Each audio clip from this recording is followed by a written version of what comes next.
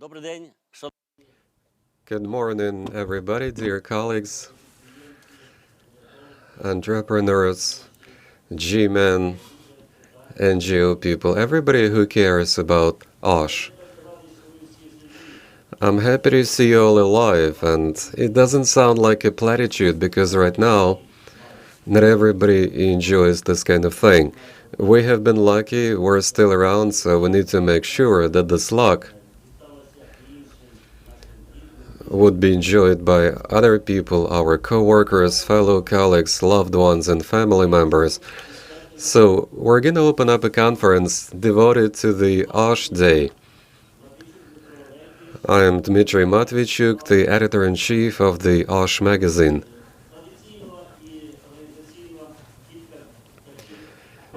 Just a few housekeeping points to begin with. So, I'd like for everybody who is not speaking to mute their microphones for the sake of clarity in the air. And there have been instructions provided for you, and if you have any issues, please contact technical support. There is a chat box, and you can put your questions there to any of the presenters or to the subject matter that is being discussed. So let's look at the agenda, and this gives you an idea of this conference.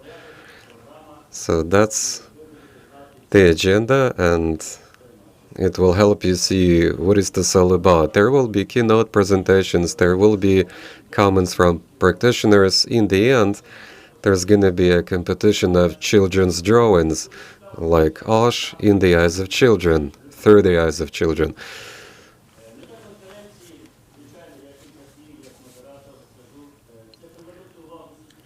The idea of this all is to raise awareness of the society at large, government, incumbents, people taking part in production, employers, employees, trade unions, about the issues that are out there in the world and in this country which cause injuries and occupational diseases. On the 28th of April every year, they celebrate the World OSH Day. There is the World Day of Memory of Workers that died at work. In 1989, this idea was floated officially. American and Canadian workers paid tribute to their deceased colleagues which died at work. 10 years later, 100 countries of the world joined the cause, organizing their campaigns and events in order to highlight this problem, which was growing every year, causing deaths at work. The first World OSH Day was celebrated in 2003, officially, under the auspices of the ILO. Since 2006, according to the presidential decree, the OSH Day has become a red-letter day for this country, so it's been a recent development, I would say. But nevertheless, I'd like to share a few pictures from the OSH magazine, from our archives. You will see how it was celebrated in the past, just a few illustrations.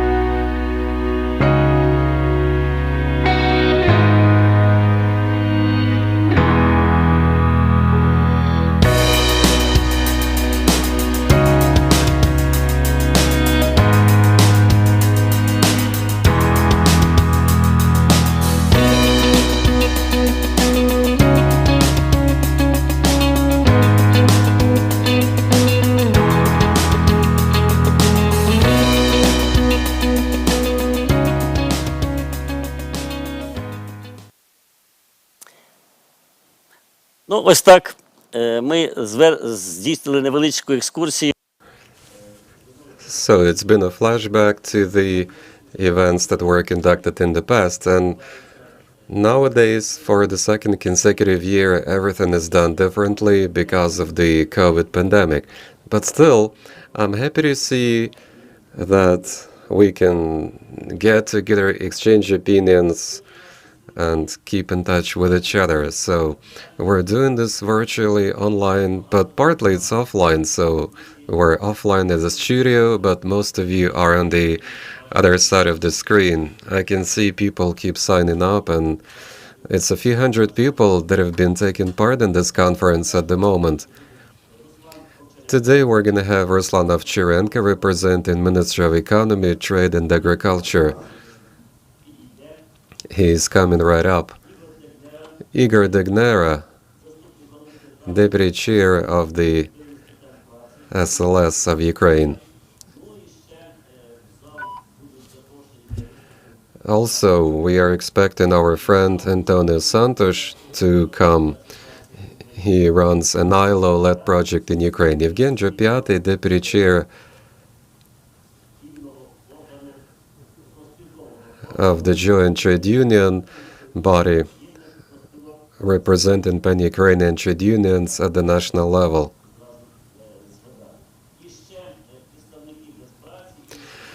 There will also be people from the SLS, other guests. You will see all of them, you will hear all of them, you will enjoy their presentations, and will be able to ask them questions. So with this, I'm turning over to Igor.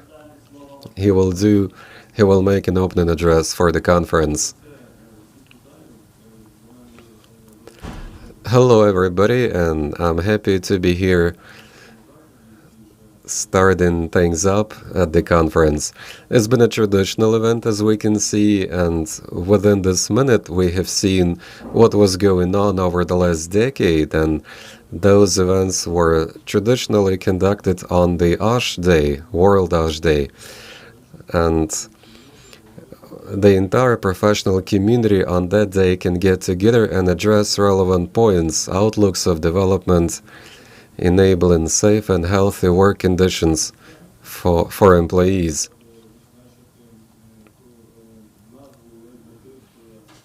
I'd like to go back to the idea behind the OSH Day. It's about investing in OSH practices right now for the sake of workers.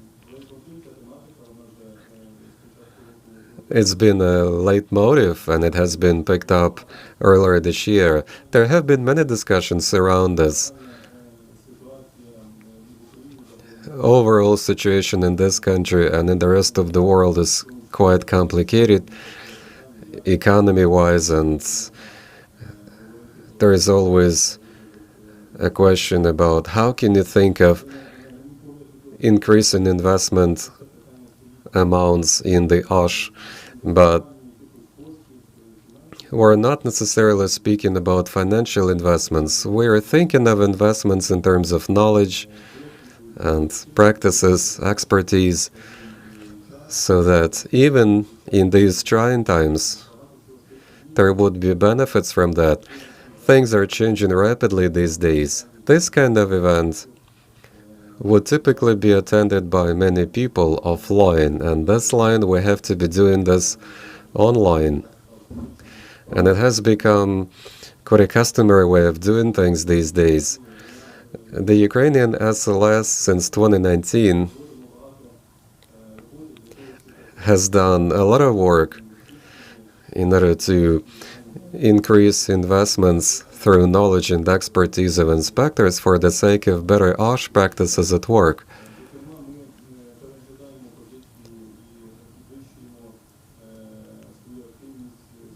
We step up our activities in preventing accidents and industrial diseases.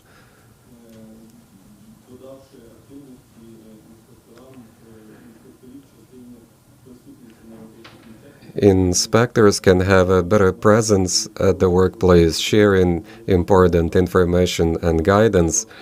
And it is especially topical when we see coronavirus infection running rampant. In 2012, we could see the growing incidence of the disease among the medics, and we analyzed 7,200 occupational diseases, and the findings of that allowed us to see the typical root causes that lead to health problems in medics. We can see that there are quite some causes that are obvious, and we can think of what could have been done to keep medics safe and healthy. So I can think of individual protective gear, I can think of better ways of organizing things at the workplace. So after that, we covered all of the hospitals and health institutions jointly with the health department in order to offer better protection to medics. And based on the existing risks, we did a lot of awareness raising to make sure you get enough oxygen tanks and all of those installations, ventilators and so on. Many experts in this field know what the SLS has been doing. We started drafting OSH profiles in every region of the country, and these profiles are a result of discussions we have with the social partners and government institutions which are involved in this business. And earlier this year, we made plans for the entire 2021. We had those consultations, we looked at the developments in the regions, and we came up with a prevention plan. So we addressed the riskiest sectors and we focused on them. We make certain lists of measures to be taken based on typical causes of injuries. So this preventive work should pay off. Supervisory work is a way of responding to the fact, responding to something that has happened. We actually believe that we have to be a step ahead of that, trying to make sure these accidents never happen in the first place. So I think these kinds of events should not be held once a year. We have to keep monitoring this situation every time, every day, and the SLS will only be investing more and more into the knowledge and expertise of the inspectors so that they could do a better job at the workplace for the sake of workers. Thank you, Igor.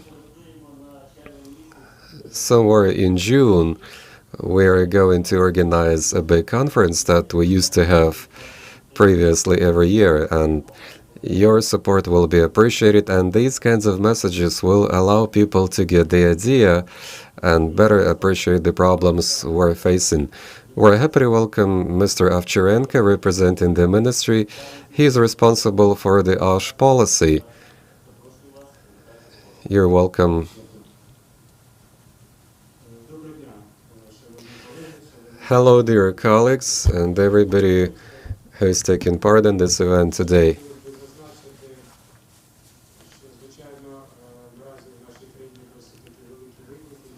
This country is facing tremendous challenges and problems right now.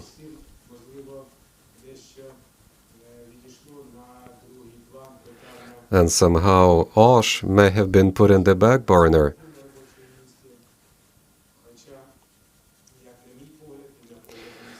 In my opinion, and in the opinion of the ministry, this is a big problem. It is as big as other problems you get in this country, and they have to be addressed ASAP, as rapidly as possible.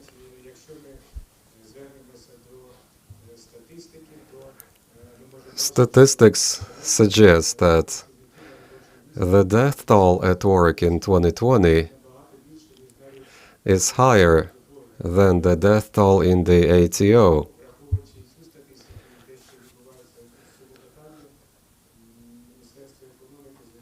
So the Ministry of Economy believes that a top priority should be put on this kind of thing, and there is a lot yet to be done about that. There have been quite some challenges out there. Igor spoke of some.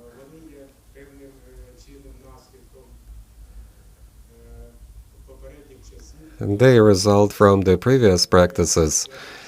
There was a certain system, a certain set of OSH practices, and over time, there is a growing need to change your ways, to change the practices, to change the attitude to this matter. And I think it concerns everybody operating in this field.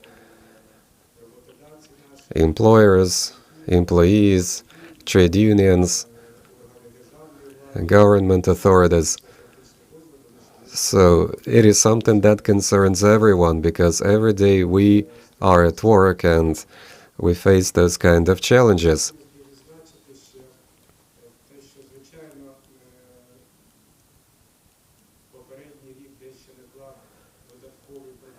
Last year, there has been an extra problem coming up, the COVID pandemic.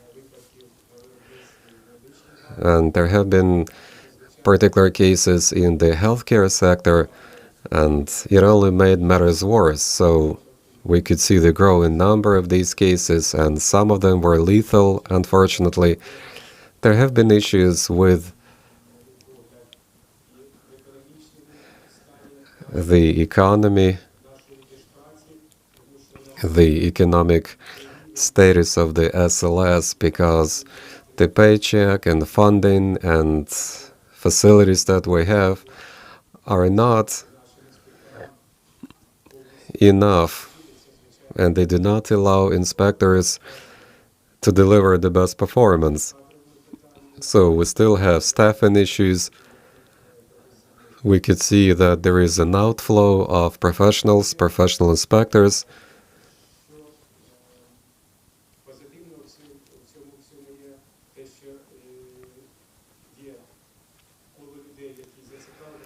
What is good is that there is a community of people interested in addressing and resolving this thing in the ministry, with the help of the SLS colleagues, employers, trade unions, other institutions. They are drafting a new law to replace the existing OSH law, and there is an ongoing discussion about that. So this is something we need to do.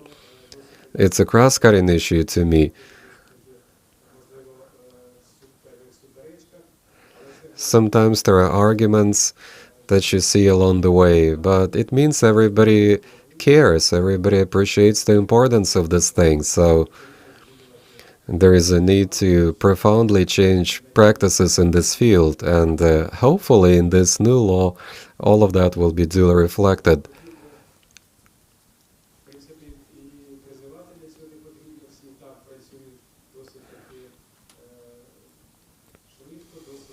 So everybody is on it, everybody is working hard on this, addressing these challenges in the field. There are others willing to have a say in this, I guess.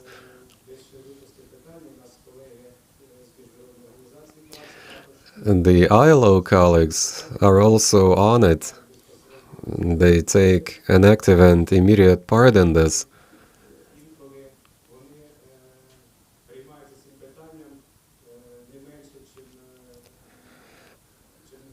They are concerned as much as our colleagues in the government institutions, and that's what we appreciate so much.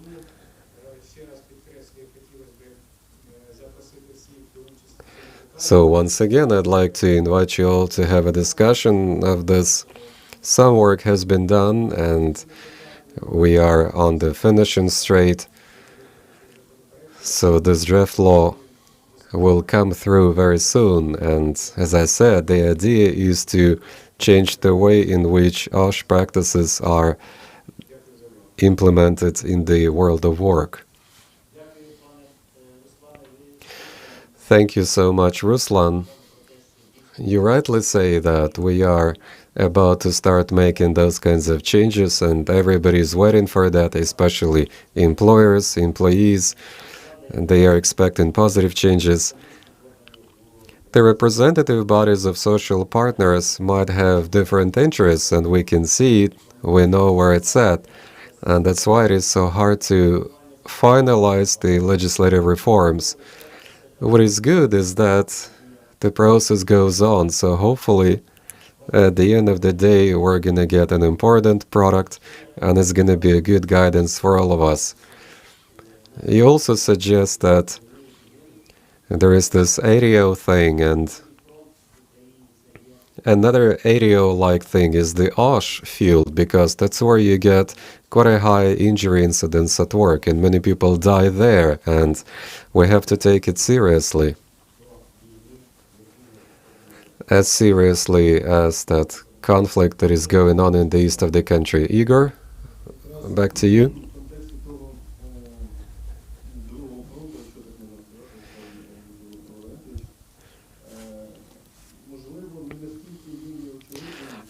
Sometimes this problem is not so obvious. While you suggest that there is a growing incidence of lethal cases, if you look at statistics across sectors on a monthly basis, you might not notice how big the problem is, but still,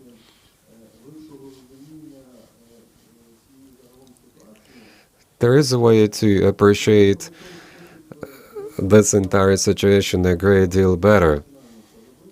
And that's what we're working on. There is a section in our website that addresses causes of injuries.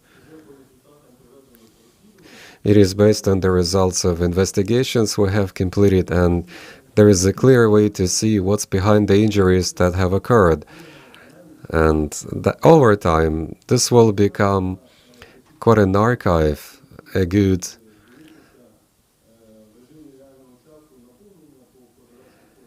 way for everybody to look into the findings of particular accident investigations and see what caused those injuries. So they will see what are the do's and don'ts. So you will be able to look at your business in this regard to see what you should do right now to keep trouble from happening. And on the World OSH Day, we're gonna grant access to the Telegram channel where you can see particular cases and reasons behind them, reasons behind those accidents. We are testing this channel right now.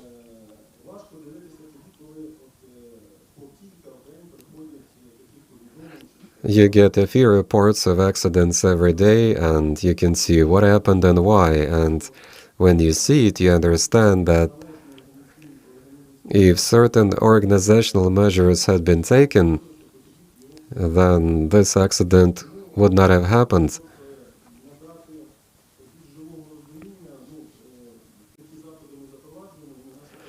So that's what we're doing now, and we believe it's one of the significant preventive steps that we're taking to help avoid trouble at work.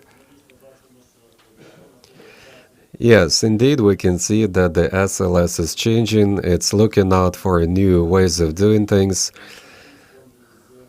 keeping in touch and communicating with the rest of society, because otherwise there is no way. So with this, we're happy to welcome Sergei Savchuk, and I'm happy to welcome him in here. As Ruslan earlier suggested, the ILO is our powerhouse, our driver, our locomotive, and we gotta pick up those practices and make them a real deal. So Sergei has been in charge of things as the national ILO coordinator in this country. So over to you, Sergei.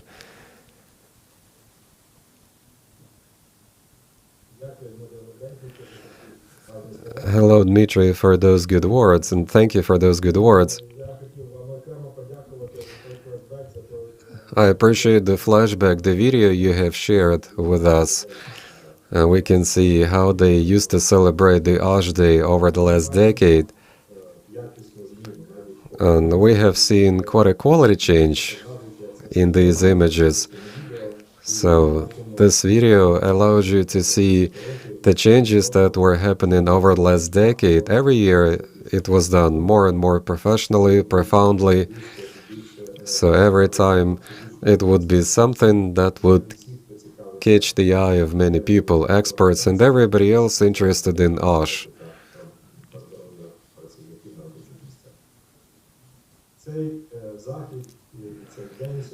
This day and this event is a catalyst of those discussions, I would say, and it's a good way of exchanging opinions, practices. It's a way of exploring new ways of doing things, and it's a way of exchanging problems and challenges that you get when it comes to resolving OSH problems at work.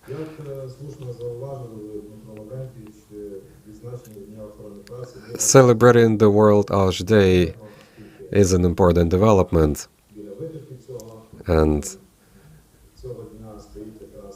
behind this we can see an existing problem. So workers keep dying at work as we speak. According to the ILO, every year you get more than 3 million people dying at work because of diseases and because of accidents.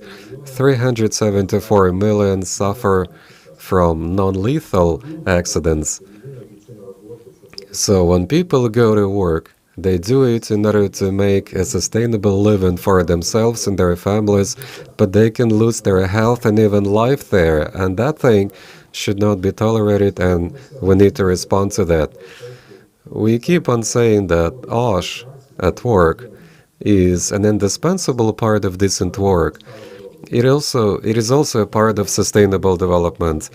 ILO, in its Global Commission report on the future of work, which was published back in 2019, suggests that health and safety at work is key in attaining Sustainable Development Goals by 2030. The goal number 3 is about healthy lifestyle and well-being, and goal 8 is about decent work and holistic economic development. So in 2019, there was a centennial anniversary of the ILO, and the Director General, Guy Ryder, said that all countries ratify all ILO conventions pertinent to OSH. And this allows us to think of where it's at with OSH at work in this country.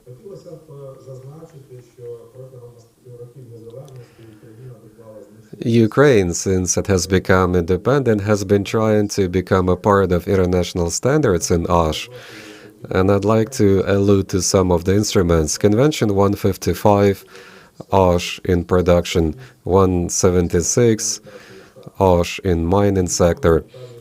Certain work has been done, and I guess hopefully they will ratify the Framework Convention 187, sectoral conventions on OSH in port, in stevedoring, and 152, 167, that's about construction. So I'd like to say hello to the government and social partners. There has been progress in ratifying the ILO Convention in maritime sector. It is supposed to replace about 20 obsolete ILO conventions. And I'd like to also highlight a decision made by the Defense and Security Council, which was made back in March of this year, which initiates Ukraine's accession to the Convention 170 about chemicals. So we need to keep the chemicals on the record, and jointly with the ILO and the UN program, we have been talking about that for quite a while. In pursuance of the association agreement between Ukraine and the EU, active work has begun to approximate national legislation to that of the EU. And I'm happy to say that ILO has contributed to this. There is an EU-ILO joint project chaired by my colleague Antonio Santos. We expect that pretty soon a number of legislative acts will follow, and all of them are drafted with the help of this project, and pretty soon they might become laws, and they will transpose the provisions of the Framework EU Convention 391 on OSH. So these are the positive changes that we have to keep in mind, but that's not enough. We cannot say that we have succeeded in this. There is still a great deal of problems to address. And lately, we have heard a lot of criticism in relation to international labor standards. They say that we fail to abide by the international labor standards, and that's why some say that the standards themselves are a burden, they're not needed, and so on. As we continue reforms of the labor law, we can see certain practices emerging that narrow down the collective bargaining options and labor law as such. Instead, they say we need to use individual labor contracts and civil law. And in that setting, we narrow the application of international labor standards, including those pertinent to OSH. I spoke of that elsewhere, and I can say it here again. Employers are supposed to make sure that workers enjoy healthy and safe work conditions, and that comes from the labor law. If we substitute it with the civil law provisions, then an employee will be supposed to take care of that because they will work under the civil law contracts. In that setting, when we think of OSH at work, there will be inconsistency, sporadic way of doing it, so it's not going to be efficient. It is important to understand what are the threats behind this approach. Those are the threats to lives of workers and all of these supply chains, value chains, and it's too bad for the consumers of services, all of us, especially in the COVID times. For example, jointly with the WHO and the UN agency FAO, we addressed food safety in the context of COVID.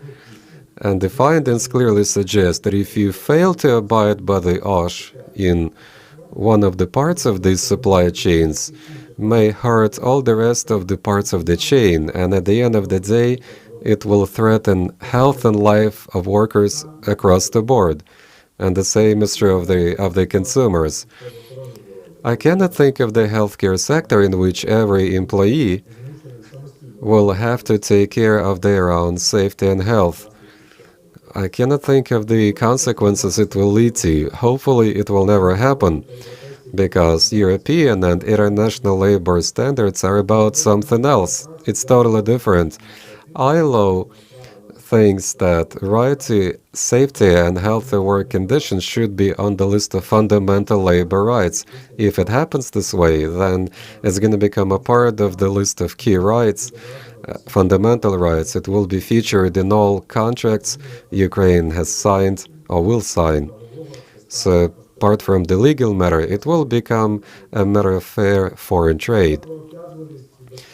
They say that OSH is a burden to businesses, and there are scientific ideas and international practices which prove that OSH helps do things right in business. It helps businesses thrive and succeed. COVID-19 has been a test for those management practices. The companies that were using that in the past were more resilient to the pandemic, and appropriate implementation of OSH practices at work really saves lives.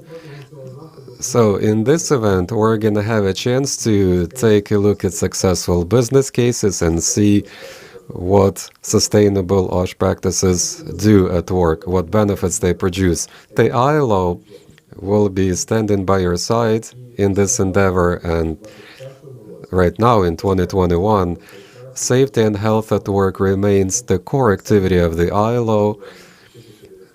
It was created in 1919, and it has always been about that. Thank you. Thank you, Sergey. You have mentioned important points.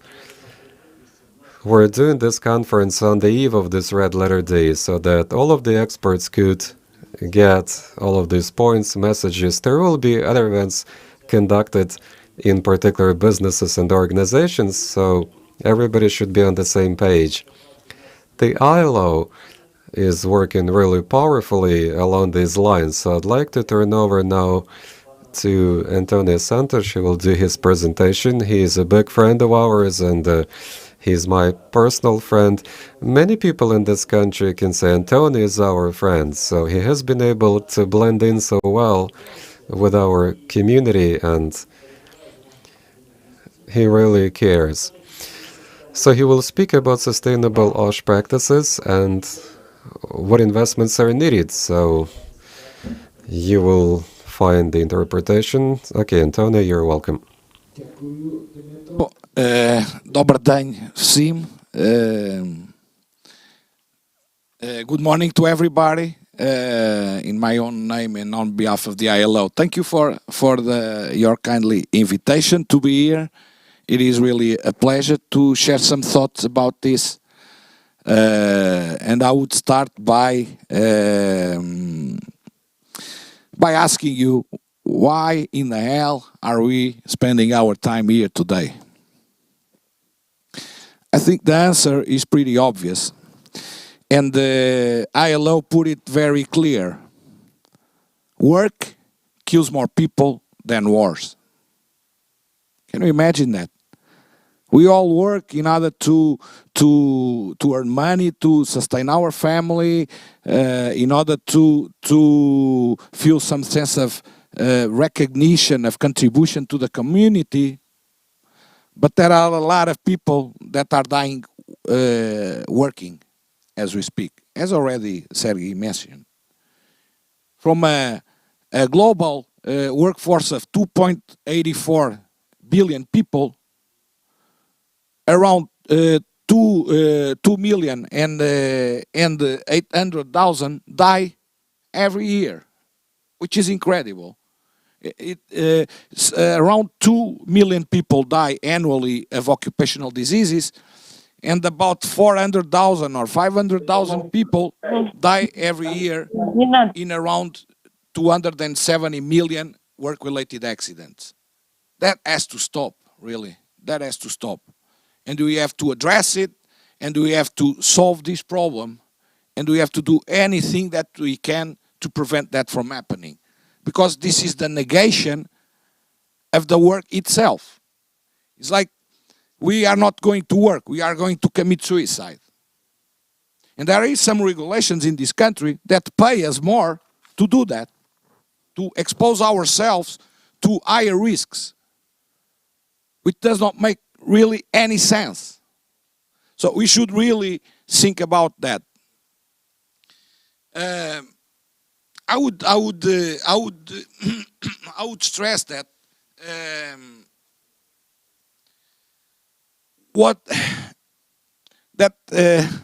this OSH Day started almost 40 years ago. As already Dmitry mentioned, it started as a mourning day. It was organized by in '84 by a Canadian trade union of public officials trade union, and the idea was to mourn for the workers that were injured or died at work. And then in '89, the largest U.S. Trade union institutionalized the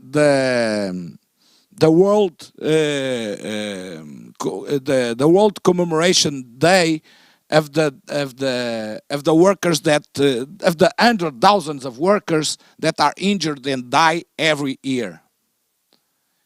And ILO joined at the request of the trade union movement these commemorations in 2003, and the idea is not just commemorate and remember and honor the people that die working. It's also to remember the obvious, is that this death could be avoided, could be prevented. And we should really work on that with all the efforts that we can invest on that. And that's why the title or the motto of this year, World OSH Day, is to invest on resilient OSH systems. This pandemic could not be a coronavirus. It could be another type of virus. It could be other type of OSH risks.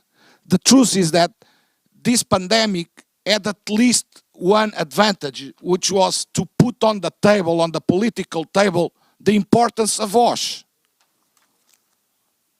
Because if the companies, the employers, and the states as a whole had more stringent OSH systems, the impact of this pandemic would not be so devastating.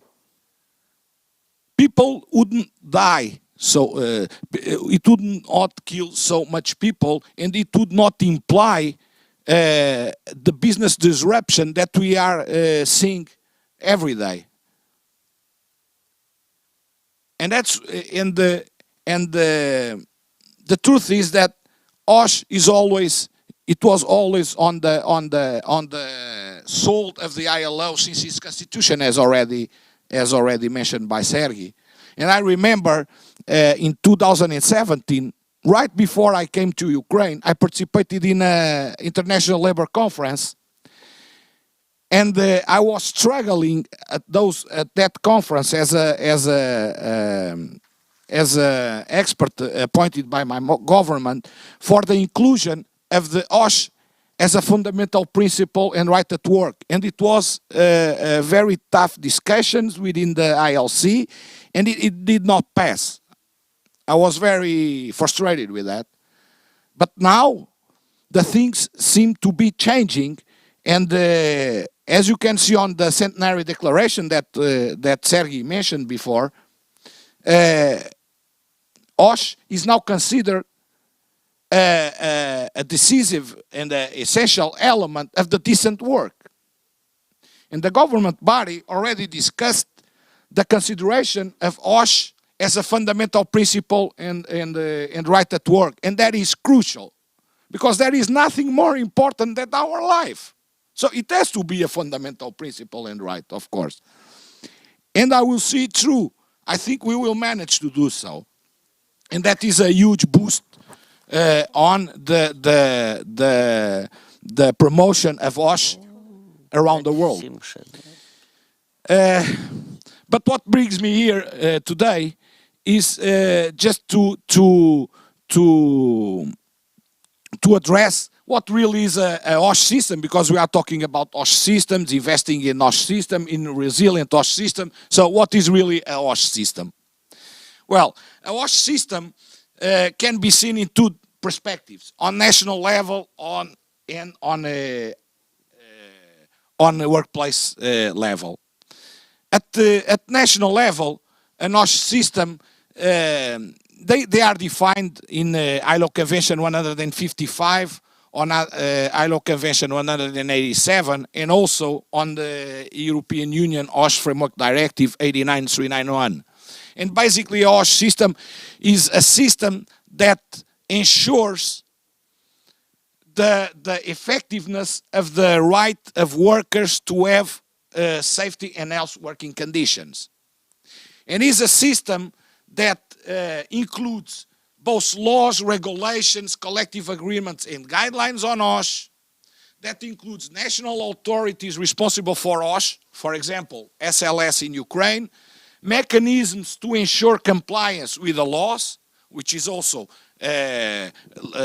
which includes labor inspectorate also, arrangements between workers and employers in order to ensure OSH at the level of the workplaces, institutions responsible for providing training, information, advisory services on OSH, occupational health services, research on OSH, mechanisms to gather information and intelligence on the causes of work-related accidents and occupational diseases that allow us to better prevent them.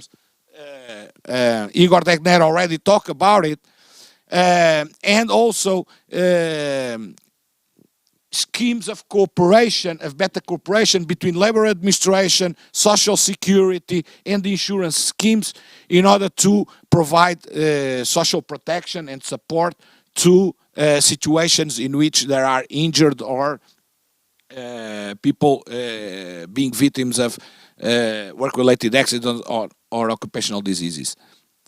At undertaking level, it means the implementation of a system that ensures the management of the risks, of the occupational risks to which the workers are or might be exposed. It implies systems that ensure that the risks are avoided at the source, that the risks are assessed, and that there are taken measures to control those risks. This is crucial.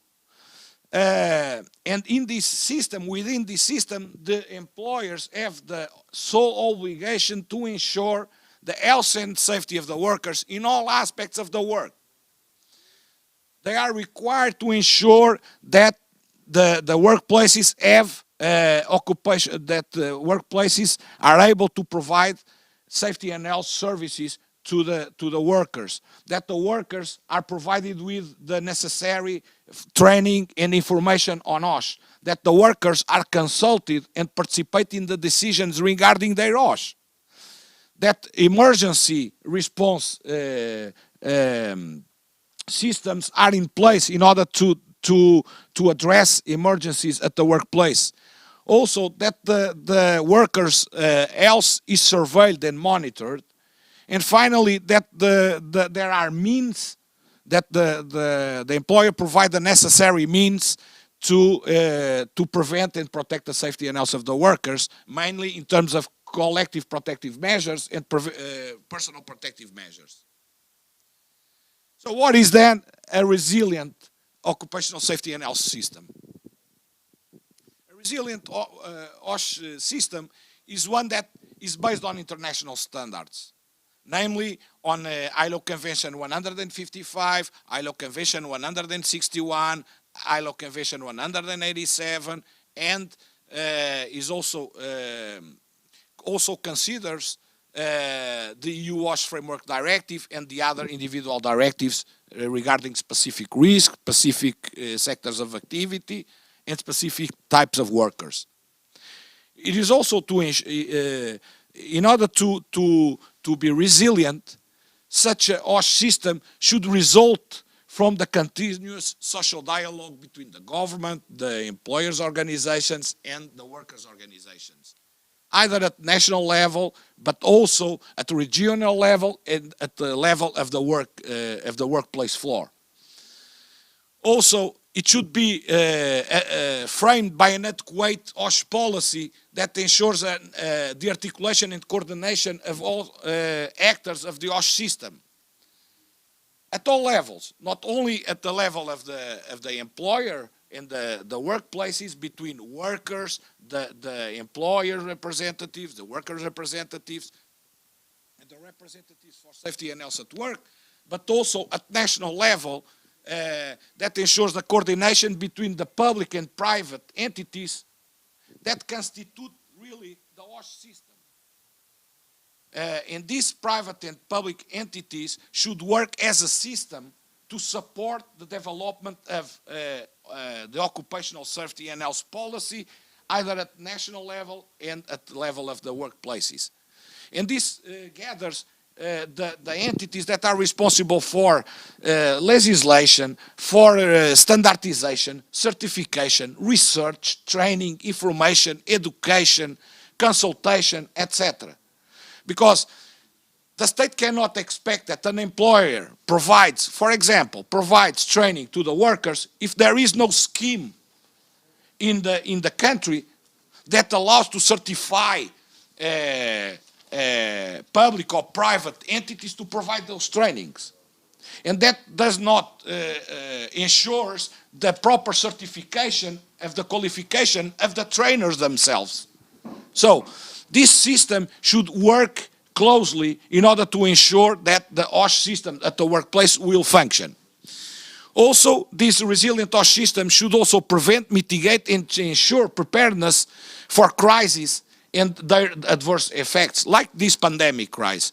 If there was a resilient OSH systems in Ukraine, either at national level, but also at the workplace level, probably we would not have so much lockdowns as we are seeing today.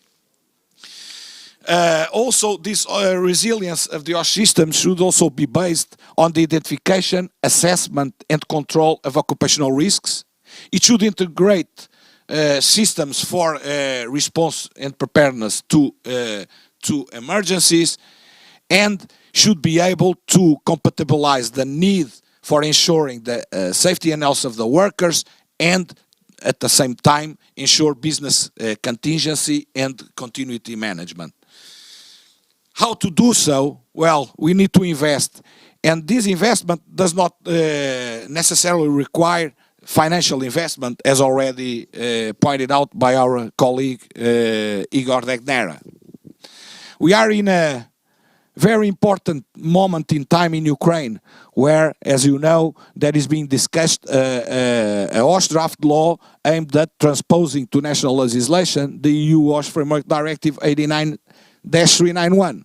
That is a crucial step in order to modernize national legislation on occupational safety and health, and most especially to implement a policy which is based on risk management, avoiding the risks, assess the risks, and control the risks. So that should be the main investment at national level at the moment. And that is just the first step, because other next phases will involve the transposition of the individual directives in order to transpose all the legal framework and not just the mother directive. It is also important in Ukraine at national level to ensure an effective labor inspection system that is properly aligned with ILO Conventions 81 and 129. And for that, labor inspection legal framework in Ukraine should be revised. There is now a Minister of Economy draft law on supervision and control of compliance with labor legislation, but that draft is pretty far away from being aligned with ILO Convention 181 and 129 of the ILO. So I challenge the Minister of Economy in order to take into account our technical recommendations to that draft law in order to bring it closer not only to these ILO conventions, but also with the EU acquis.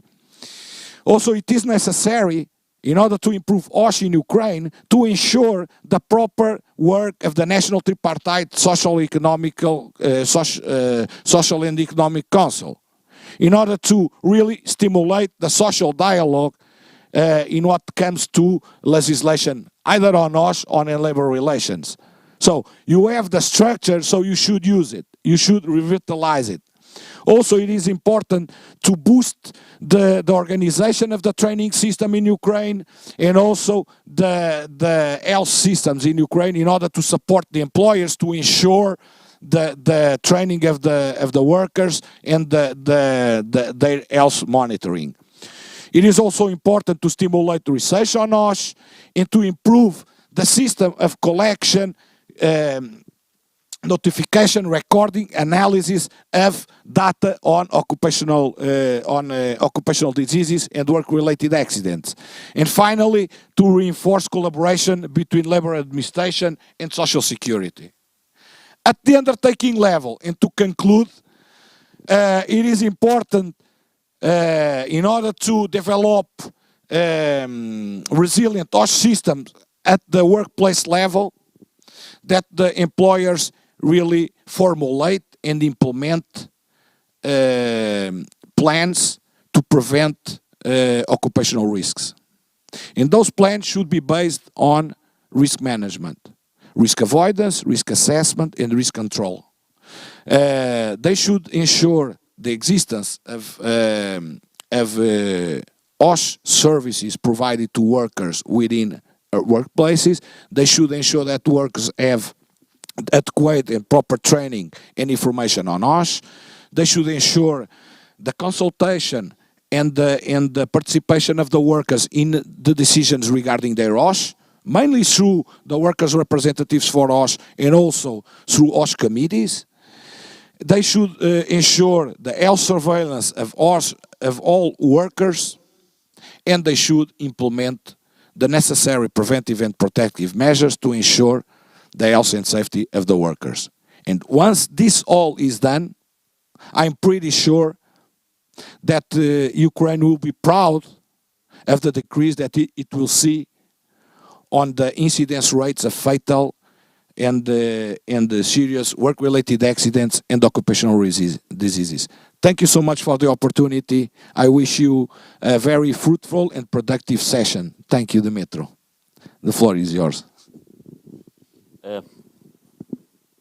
Антоніо, я теж вам дуже дякую.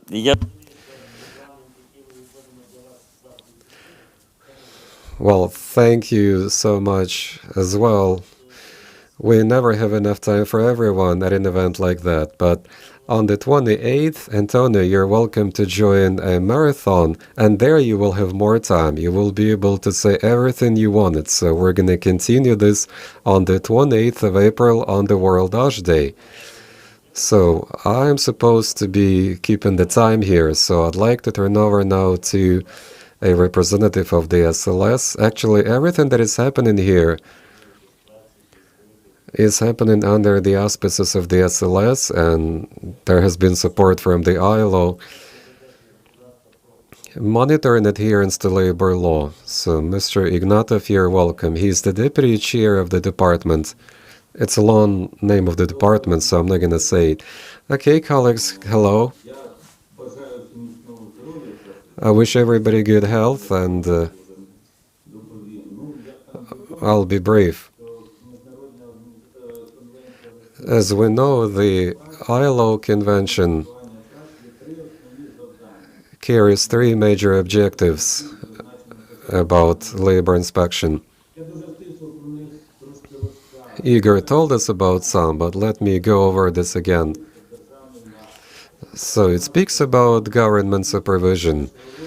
Right now in this country, we have more than 700,000 businesses under supervision. That's quite a sizable number. There is an existing moratorium on inspection because of COVID, and in 2020, compared to a year ago, there has been a 50% drop in the number of inspections. This year we are still under restrictions, and we changed the way in which we do supervision and determine efficiency of preventive and supervisory work done by territorial offices. We improved the procedure of approving the plans for supervision and prevention plans. We took them up with the central apparatus based on research findings we receive online.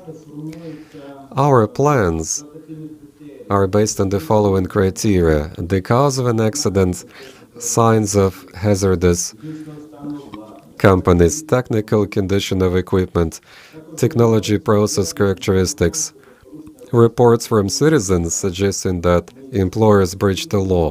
We collect all of this, process all of this, and based on that we make plans. We also monitor the reports in the media, because pretty often we can see that somewhere a crane has fallen down or an explosion has happened, but we never get any reports about that, although we're supposed to receive them in the first place. Secondly, awareness raising. As Igor earlier said, in order to improve safety and efficiency of operations of territorial offices, we came up with a typical safety profile, OSH profile, and there you get information necessary for the SLS. In the regions, we looked at the status of ocean companies, and that involved all of the stakeholders. And based on that, we made with the prevention plans and determined top priority preventive work areas. For each region, we determined their own set of preventive measures to be taken, which will be most efficient considering the specific nature of the region. Another tool in doing that is online workshops that are done with the businesses and inspectors. So we analyze the performance of inspectors and things they do, and we let them know what they do wrong and what can they do better.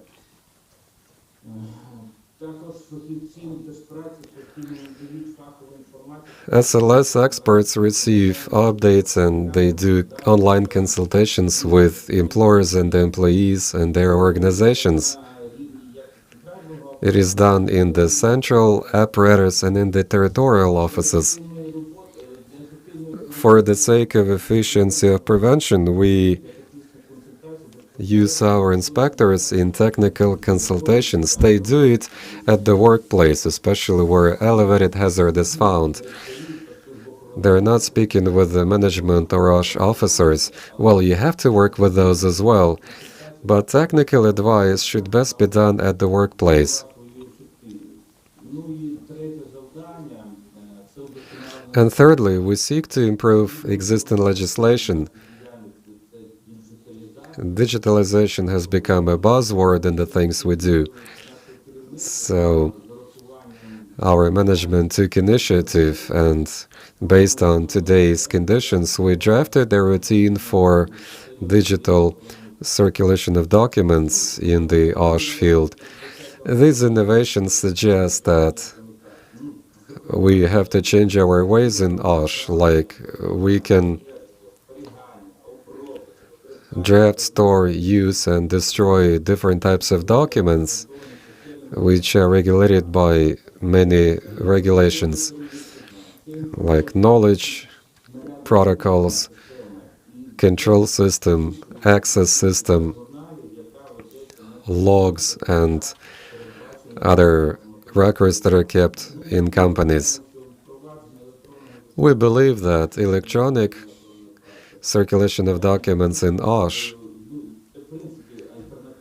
is a good alternative under the existing law. An employer can choose to apply either new systems and technologies, or they can choose to keep using paper records, storing them, keeping them in a particular place.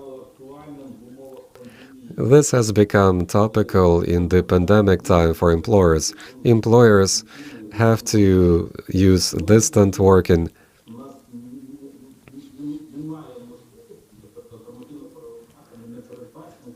Current legislations do not say that instructional advice can be conducted online. All items in the logs do not say that instructional advice has been conducted, but if we change our ways, we're going to be able to do it this way, and we will save time for businesses. It will optimize communication on the inside and outside of the company. It will optimize work hours, so it may shorten the time intervals between transmittal of information. It is especially true of the access control system in large companies or in distant entities like trunk lines and heat supply lines. And this allows us to go one level up in relations between a customer and contractors in terms of OSH. You can see this draft in the official website of the SLS in the public consultation section. It is the first draft regulation which has been supported by everyone, by all employers and trade unions. It doesn't happen too often, but this time it's been that consensus. Everybody understands that that's our future. So that's briefly it from me, and I'd like to thank the colleagues, and I'd like to wish everybody good health.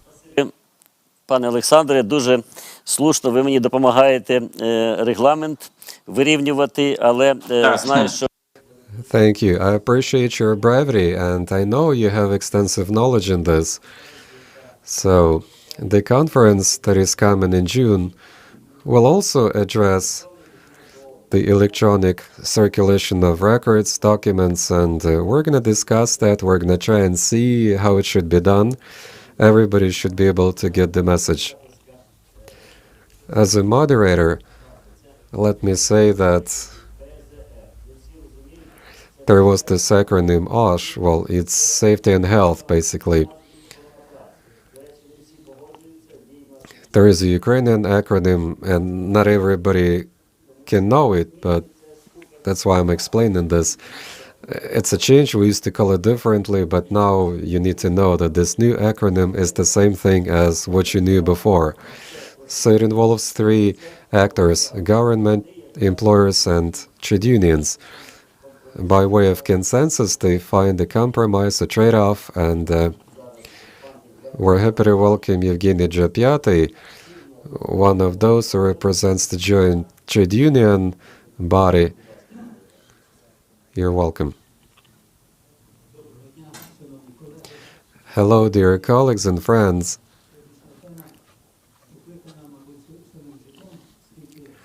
Life makes us speak about these kinds of things. You know, OSH is moving from the periphery to the epicenter, and it's in line with the things we're supposed to do. The third article of the Constitution says that human being is the lofty social value. Its health and safety and life are the key components of this Constitution.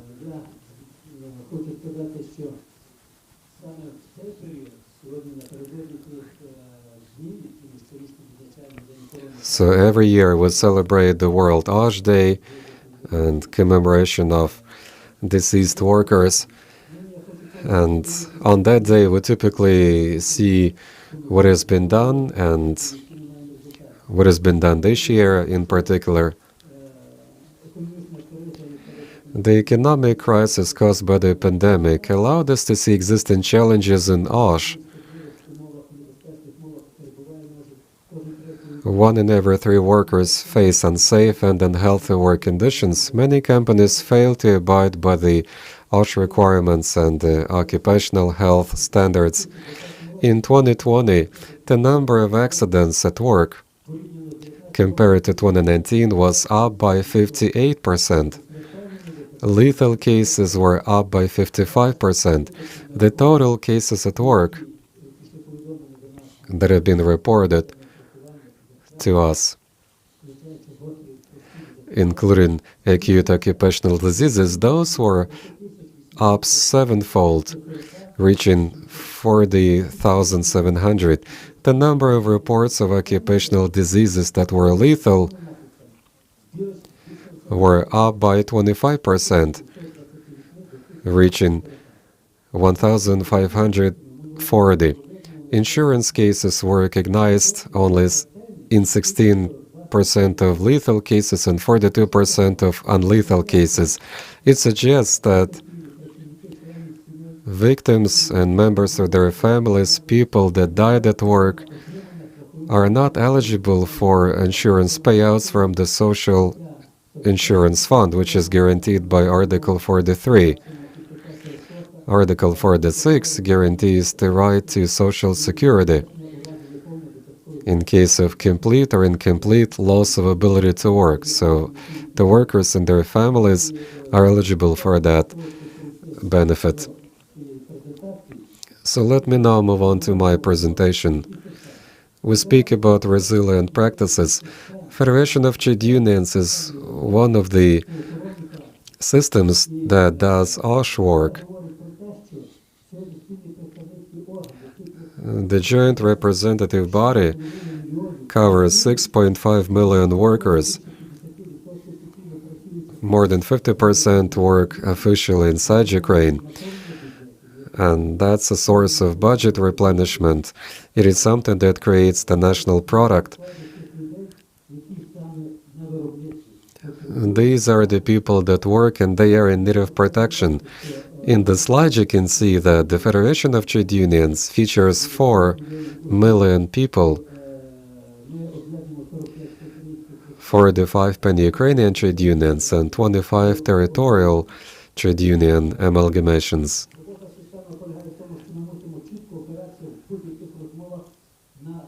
We have to rely on specific national and international legal standards. You can see some of those in the slide. You will get my presentation materials.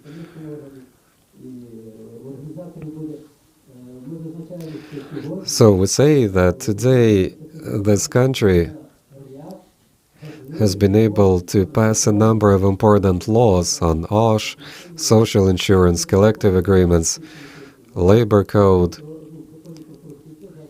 trade union law. There are other laws and regulations out there. There is an association agreement between Ukraine and the EU, and that's quite a breakthrough, and it means that we need to keep strengthening the dialogue for the sake of decent work and decent OSH practices. We need to create more jobs, making them decent. We need to improve OSH practices for people. Social partnerships should find a way to thrive. So this agreement is the cornerstone for the new government. They want to do things new way. New trade unions want to operate in new conditions. New employers want to be a part of this process too. They would gain benefits from that, and they spend quite some of their budgets to make it a real deal. There is a general agreement for 2019-2021 between trade unions, employers, and cabinet of ministers. These are the documents, the papers that stipulate our commitments in terms of OSH. There is a section on it there. Also, you get sectoral agreements. In this country, you get 97 of them signed between ministries, sectors, employers, and trade unions.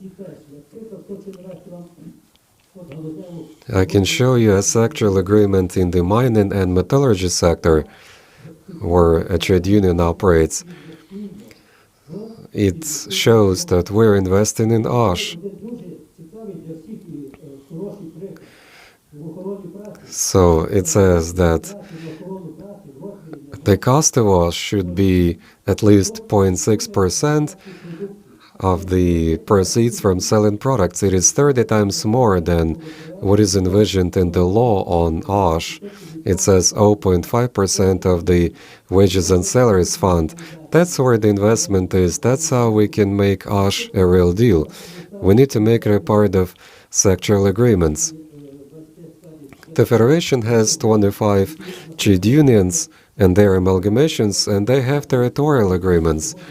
Here is one signed between Dnepropetrovsk regional government and Federation of Employers of the region and trade unions of the region. So each territorial agreement carries a section on OSH requirements. And this is implemented across all of the companies and organizations down the chain.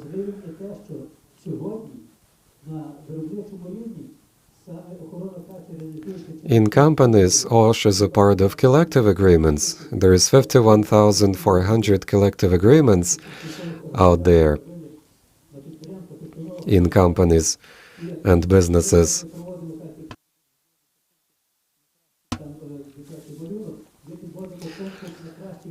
And we can organize a competition for the best collective agreement. It's going to be a good way of exchanging practices.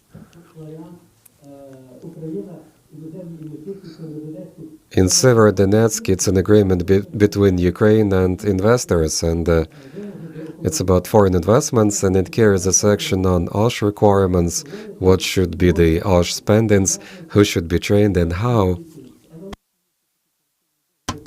There's also a similar agreement between a tobacco company and an investor, so there is a section on OSH requirements there too. So it works consistently. Sergei, representing the ILO, spoke of the general agreements, and we ratified ILO conventions, and that should improve OSH practices in this neck of the woods. Resiliency is about consistency of OSH, and we keep analyzing all of the draft laws, draft regulations of ministries and agencies. We vet them. We involve experts and scientists to do it. We check with practitioners, and they vet the drafts relevant to OSH. We do it in the joint trade union body, in territories. And all of that is aiding us in this cause. And the primary unions that take care of the safety of workers, they work in this with employers, and they do it consistently too. We do technical inspection. I mean, trade unions do it. We have 170 technical inspectors in regions and cities. This public watch is done by more than 2,000 unionists. In companies, the public watch over adherence to labor law and social security for victims is done by 36 representatives of unions on OSH. The draft that was mentioned earlier is needed.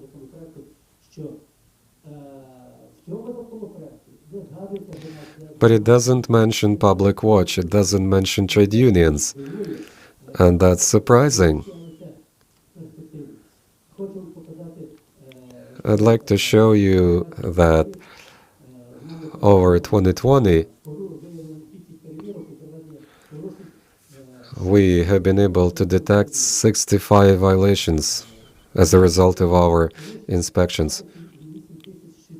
No, we did 6,500 inspections and more than 20,000 violations have been found. In 2020, trade unions reported more than 3,000 cases to employers. 26,000 have been handled.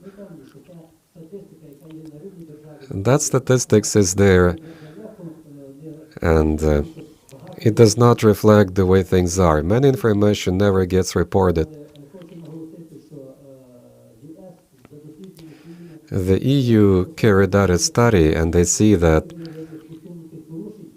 if you detect 7 or 8 potential problems that never happened, it's a good progress. There was a 25% increase in the efficiency of avoiding accidents. All of that is based on consistent training of personnel, workers, officers that do OSH job. We have Health Department, Federation of Trade Unions, training centers and territorial offices, primary trade unions. So it all constitutes a good system for training staff, training personnel, and they become OSH inspectors and they have direct access, unhampered access. They have adequate knowledge and skills to do their job.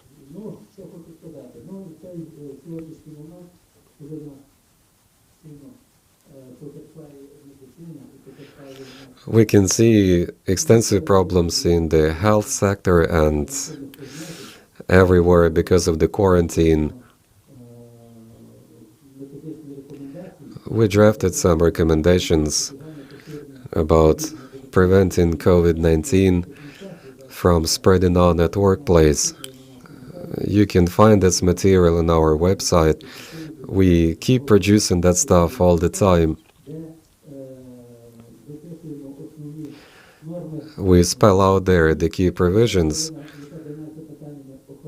that are relevant to OSH officers. It is something they need to know and apply, and it is something they have to abide by.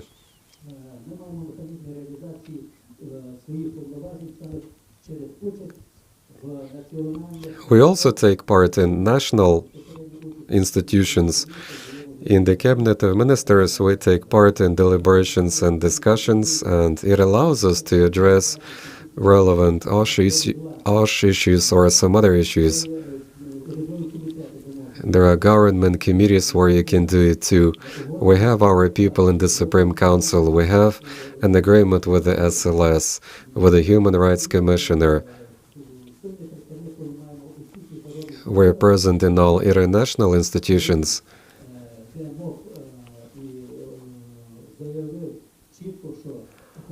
ILO clearly says that OSH should become a part of Declaration of Fundamental Rights of People. Globally, We collaborate with the Confederation of Trade Unions of Ukraine, Pan-Regional Council, European Confederation of Trade Unions.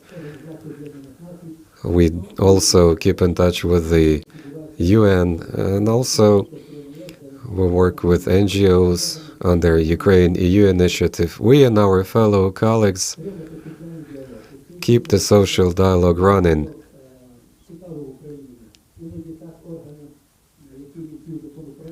And those who initiate draft laws do it without a social dialogue, then they get them passed, and then they say, let's come to terms and discuss things.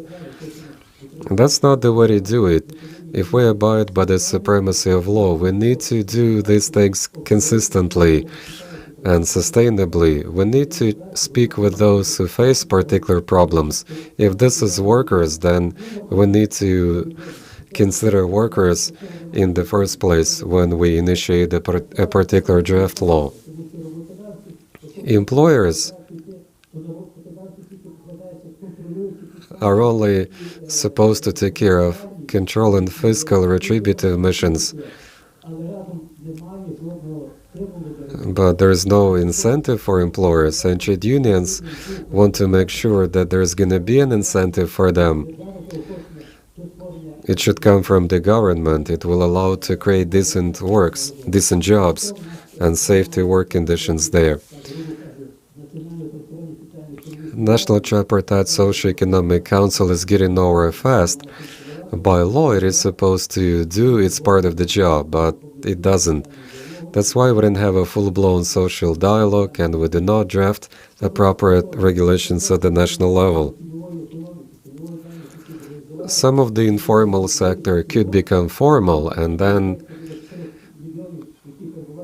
4 million people that are found in the sector would become a part of collective agreements. A collective agreement is a tool for protecting these people. We know that there are lots of unreported injuries and deaths, but all of that is found off the radar. We all operate officially, we all are on the radar. But there are many people that are not like that. These are some of the ILO guidelines, but I'm gonna skip that. Let's move on to the recommendations about coronavirus.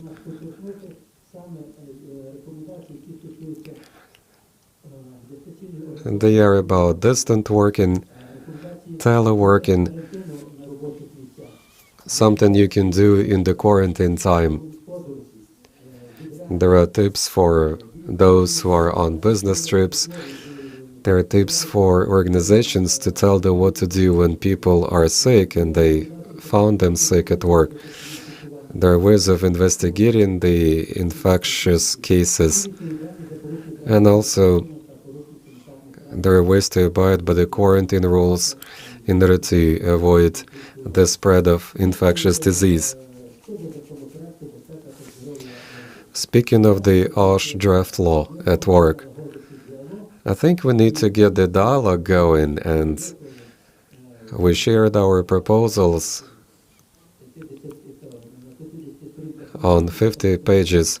We analyzed discrepancies, we submitted that to the Ministry of Economy. There is no rush on that. When you make changes to the labor law, you need to remember it's all about workers' rights. In this draft, it's all about workers. So employers gain an upper hand, but employees are not clearly described, mentioned there. Trade unions in that setting have to help workers and fellow unionists. We need to see how things get done these days, and we need to try and minimize the death rate and mortality and morbidity and all of that. So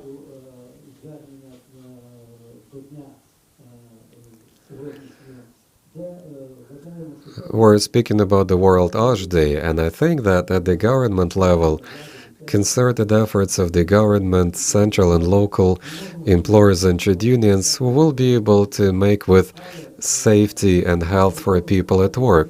But we need to at least abide by the current legislation. There is an effective OSH law, which suggests that OSH programs have to be there in companies.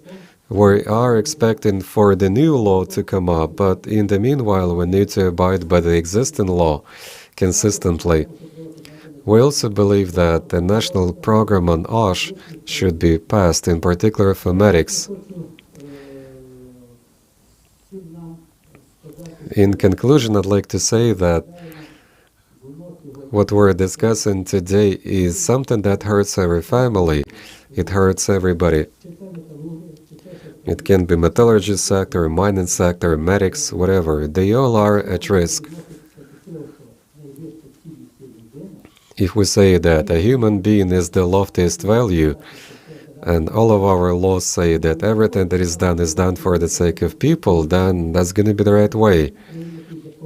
But there should be responsibility for implementing this law, and a few years down the road we will see what has been done. But since nobody is responsible, then the law is never enforced. And no matter how many times you review the existing law, it's not going to help. We need to make sure everybody pitches in for the sake of better outcomes. Thank you. I wish you all good health and success in what you do.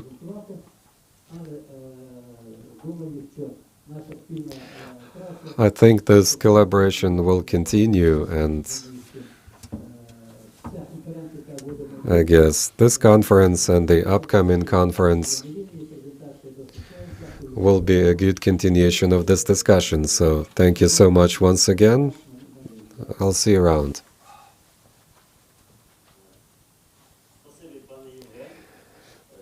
Thank you, Evgeny, and I think everybody who is listening to us and will be listening to us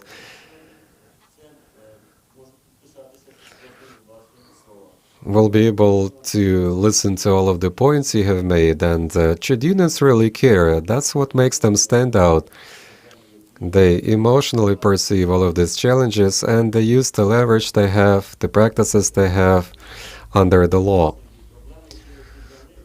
So you spoke of the informal sector and other problems, and they're still around. I spoke with Portugal yesterday.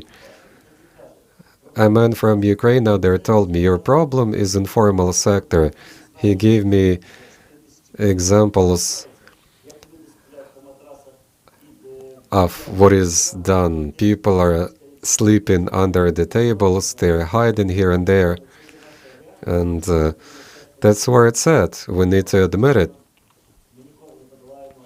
Otherwise, we'll never be able to overcome these kinds of problems.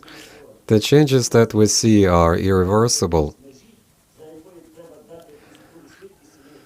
I think we need to go through this all. We need to pass this troublesome time. It's not easy, but I think we're going to find a way to do it. So the SLS and trade unions and employers are coming to terms little by little. So with this, I'd like to turn over to Ludmila Harchuk. She will tell us about the situation with the occupational diseases of medics. It's a very topical issue.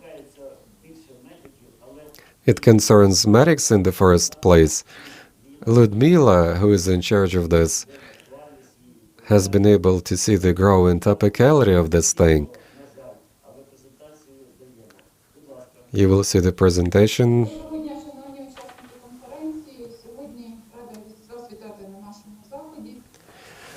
Hello everybody, I'm happy to welcome you all. I'd like to wish good health to everybody. And that's the most important thing we have. Medics nowadays are in need of this social security and protection. The SLS monitors the status of investigation of occupational diseases among the medics. We try to make investigations timely and unbiased. We have 81,111 medics that are sick. Out of that number, 740 died.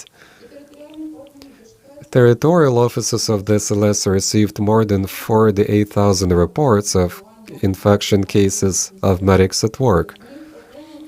Out of that, you get 658 reports of death. Investigations are underway. Sometimes we cannot complete the investigation on time in order to see where it happened and how.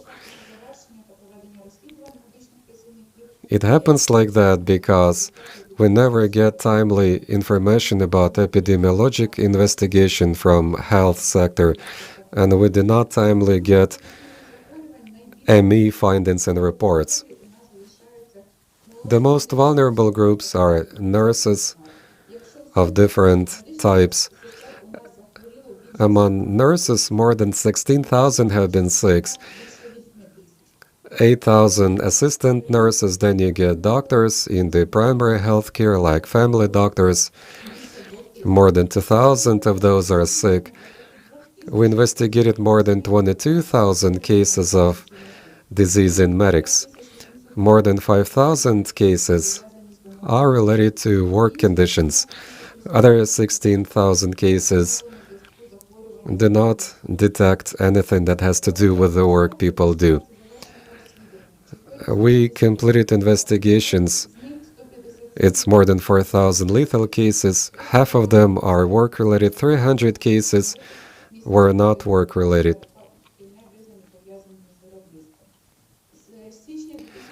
Since 2021, they simplified the investigation procedure for lethal cases in medics.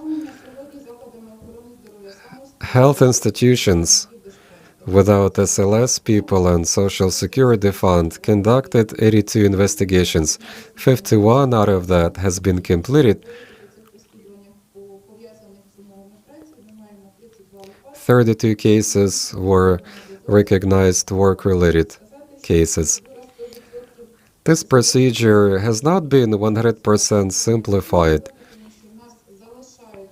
We still have two documents which are key in making a decision to see if a case was work-related or not.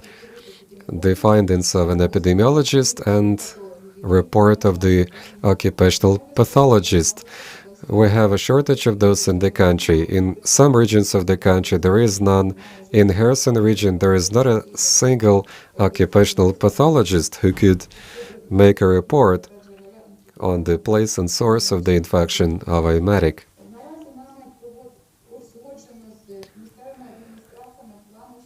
We have plans to prevent and overcome infectious diseases in medics. Territorial offices of the SLS keep doing awareness raising of the need to abide by the sanitary and anti-epidemic measures in health sector.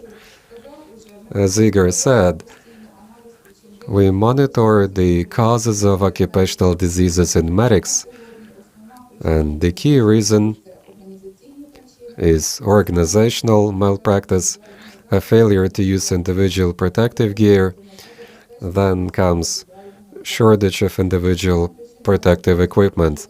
Then psychophysiologic causes, psycho-emotional and physiologic workload when it comes to dealing with contagious infectious. 61% of cases are found in that area. These are the doctors that work in infectious disease hospitals and resuscitation units, and that's where you get most of the COVID patients. The government is trying to preserve life and health of medics. Speaking of chronic occupational diseases, last year we had a slight decrease in the number of those.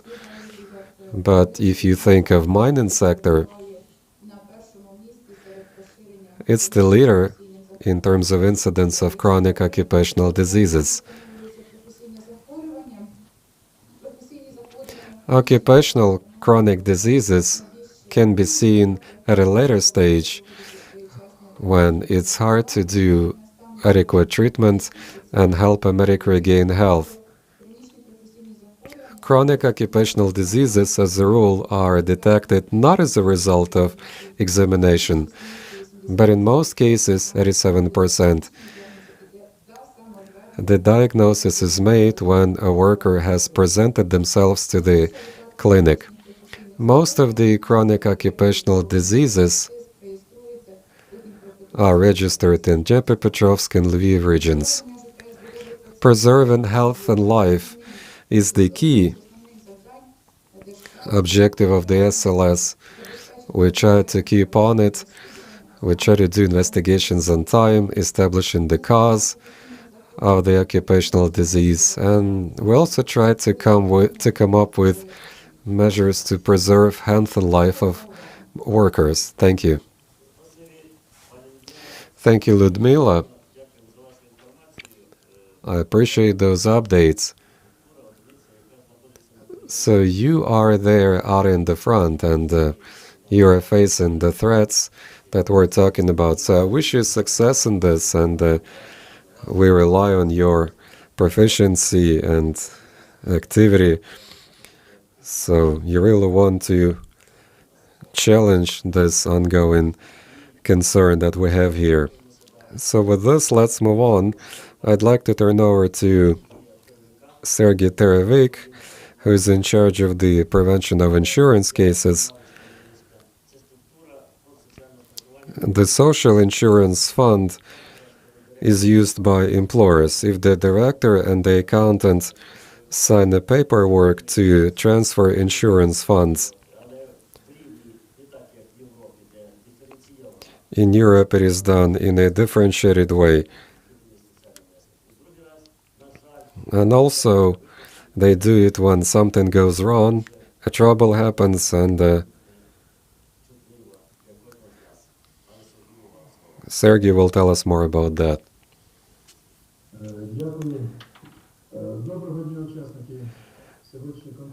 Hello, everybody.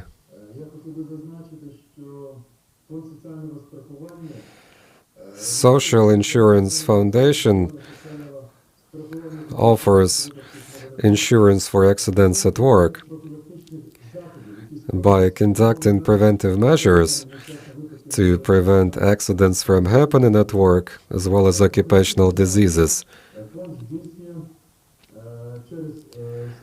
It does so through the service of insurance experts of the fund, and also it funds preventive measures at the expense of the funds of this foundation.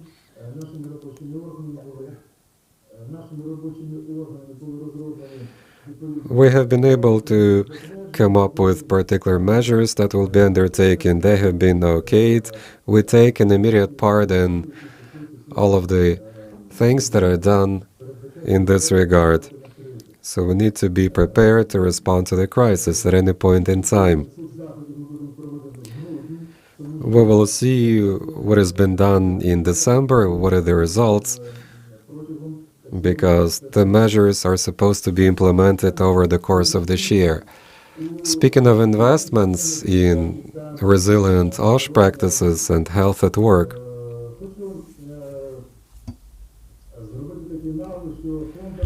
I'd like to say that the Foundation, jointly with the social partners and the Ministry of Social Policy, has drafted and approved a new routine for preventing insurance cases which are funded by the Foundation. And this decision was made by the board of the Foundation on the 25th of November of this year, February of this year, Ordinance number 10. So this routine envisions that we will fund research on occupational health. We will train those who will do OSH. We will draft regulations on OSH. We will popularize safe practices at work.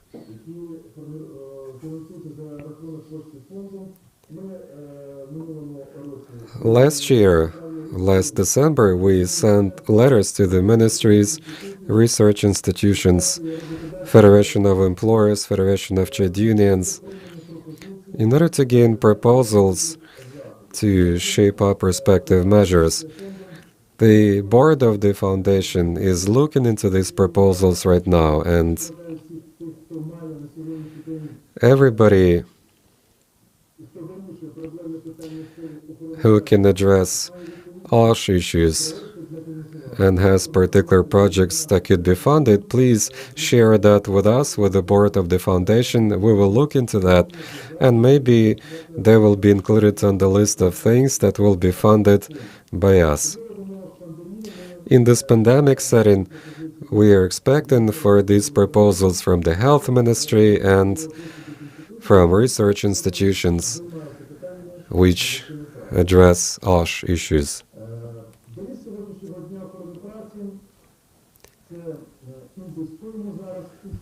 Today we speak about investing in resilient OSH practices, and that's a real topical thing for today. And there is a need for such systems in place, considering existing risks at work that should be identified and assessed. We analyzed the causes behind acute occupational diseases among medics and other workers in 2020. And among the causes, there are 46% of unidentified causes. So in 2020, according to the existing reports, there have been occupational diseases which were work-related. They make 34%, psychophysiologic 14%, technical 4%, other causes 46%, so unidentified causes. So there is something wrong with the way we keep records and monitor occupational diseases, because 46% of unidentified causes, that's too much, and all of that is work-related, as we know. If you don't know the cause, then it's not easy to come up with an efficient way to prevent this disease. We cannot even think of resilient OSH practices in that setting.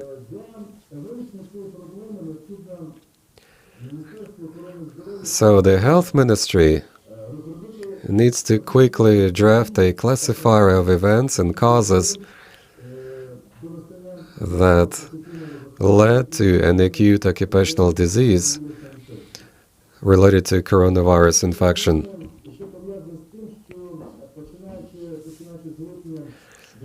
Starting July of 2019, when a new routine of investigation was introduced, the State Statistical Office did a survey of occupational diseases and accidents using information from the Social Security Foundation, and that information gets published by the State Statistical Service, which is one of the government institutions. It covers companies, government and non-governmental institutions, and so on. So this information is supposed to be unbiased, timely, and complete.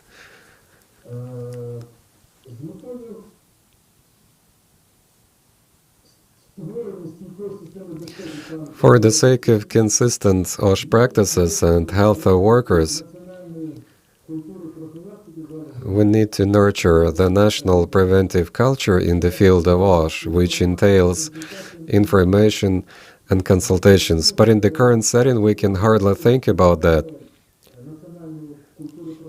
In order to make this national preventive culture possible, we need to look at the Convention 187 of the ILO. There is an action plan in pursuance of the General Agreement for 2019-2021. It is recommended that the budget of the fund carry earmarked finance to make sure that we make a televised project, health and safety in life, and The State Broadcasting Committee and SLS are behind it as the key implementing agencies.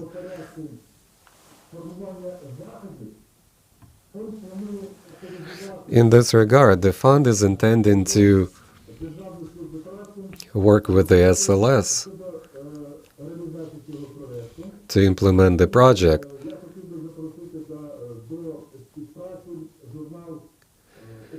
And I would like to collaborate with the OSH magazine.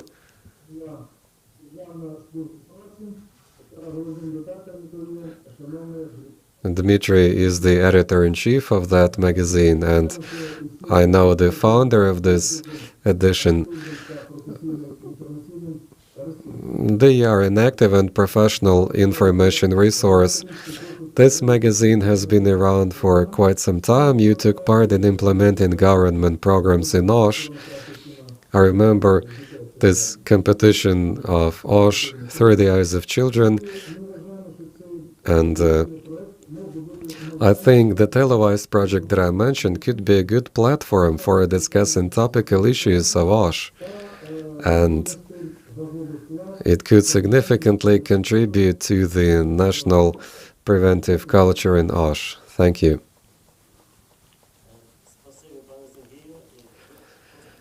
Thank you, Sergey. You were reading my mind, actually, because when you were speaking about this project on TV, I was thinking like maybe we could contribute to that, and you told me about that in a minute. So it's pretty much in line with what we do and want to do. All right, I appreciate that, and let's move on. We have received 3 questions. One of them is about training experts in OSH, and there are many things behind it. So Igor will be making comments on that. There are licensing conditions in education and training, and OSH is under civil safety, but licensing conditions are tough, and it takes to have so many facilities and hardware to do it. So right now, not all training centers can do it.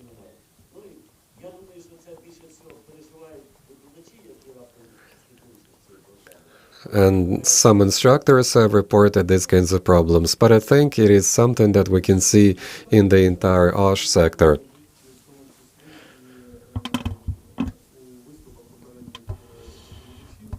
We may have heard parts of the answer in the previous presentations. A colleague from the Ministry of Economy was saying that there are active discussions underway to draft a new law on OSH at work.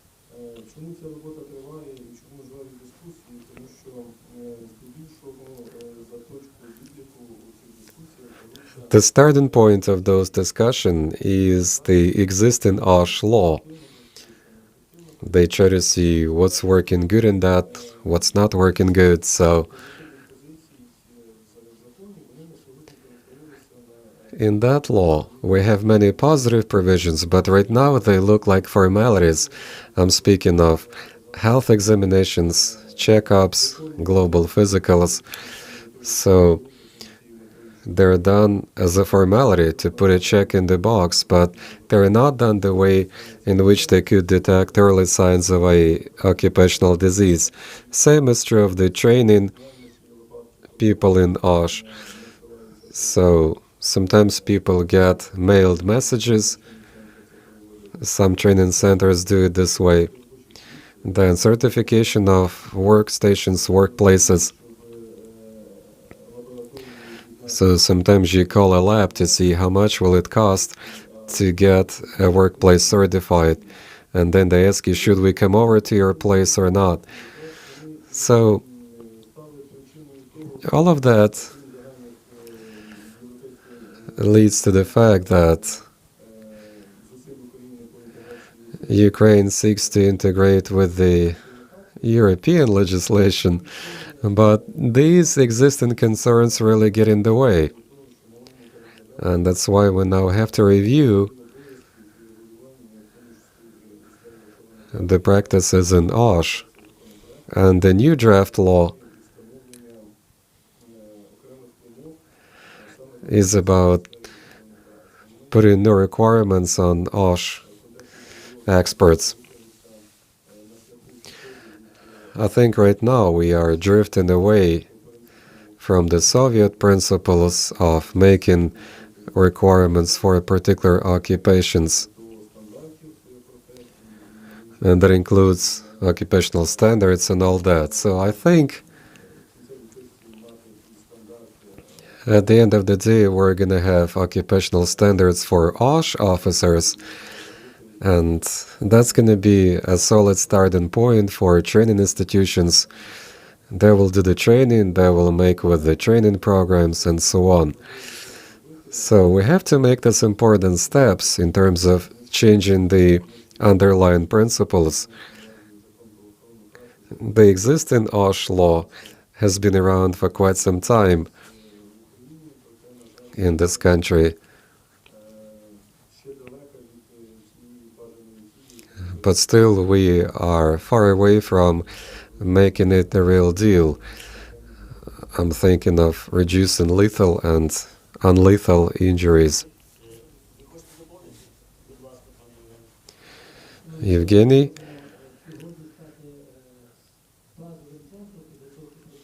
today we can become a center for training OSH experts. The Academy of Labor and Social Relations keep doing the training for sectoral trade unions.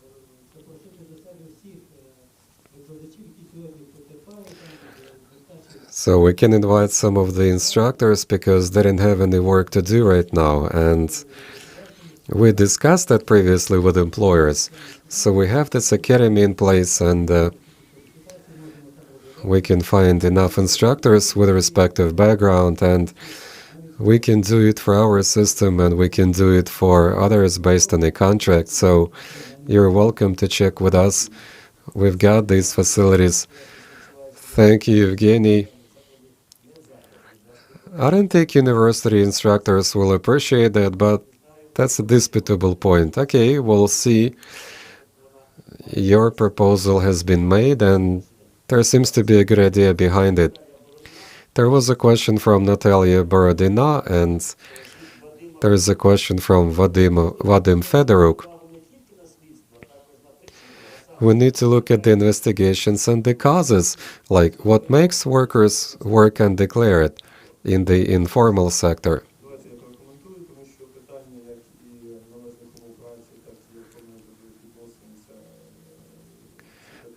Decent work conditions and other relevant matters are addressed by my service all the time. We work jointly with the Ministry of Economy, trying to reduce the number of causes that make employers and employees operate in the informal sector.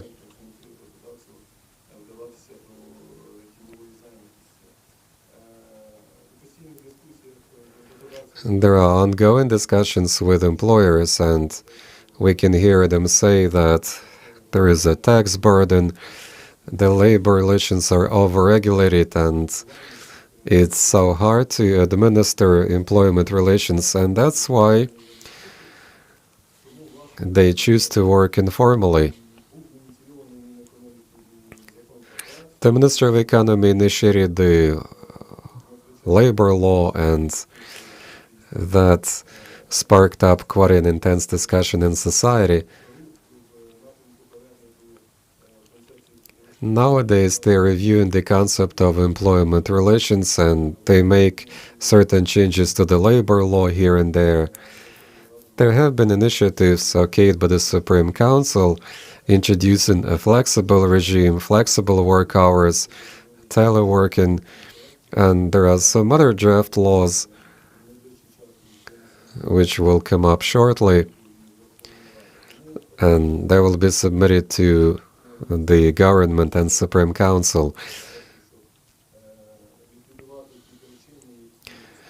We need to see the reasons behind informal employment. We need to see what those are and do something about that.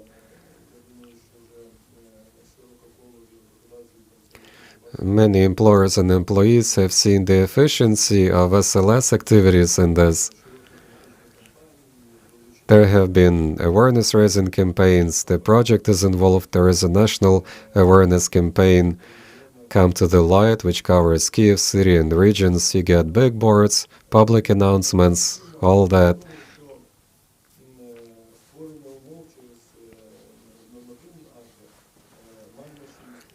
So apart from drafting legislation, we also need to create a zero tolerance to these practices. I mean, informal employment, because those who work informally have to respect themselves and their rights. If all of us do that,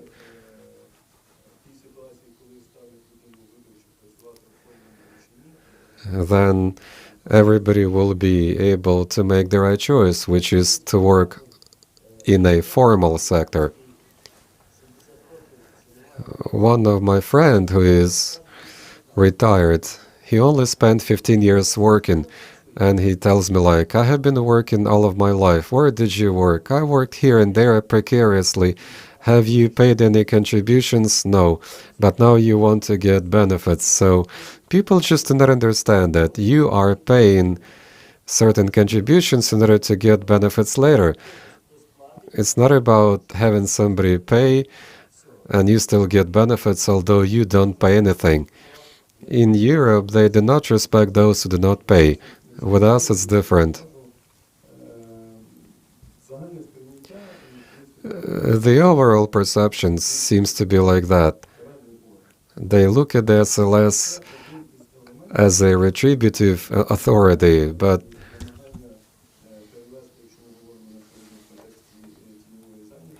if we think of undeclared work,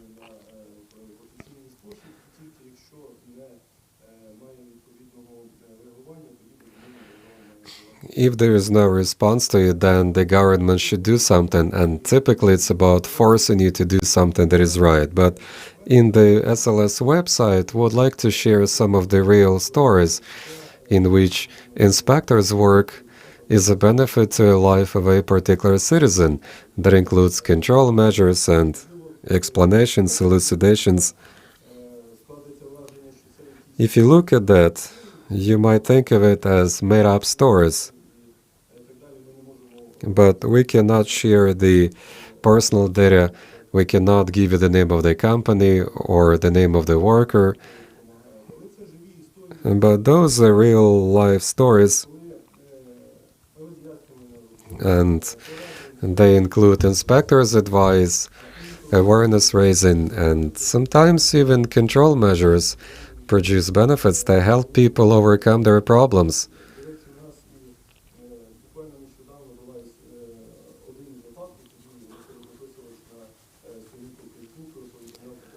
I remember one person on Facebook reported that a few months ago an inspector came to their company. They do woodworking there. And that guy says through Facebook that the inspector came over, did some control work, but the employer still kept their workforce undeclared. It's a small company. The inspector was not supposed to impose sanctions the first time he came. So the workers say, there is no other option of employment for us, so we have to be working like this. And I don't know how they're going to make a pension, but that's the way it is with them. All right, let's move on. We don't have much time left. There was a question from Alexander, and Evgeny will respond.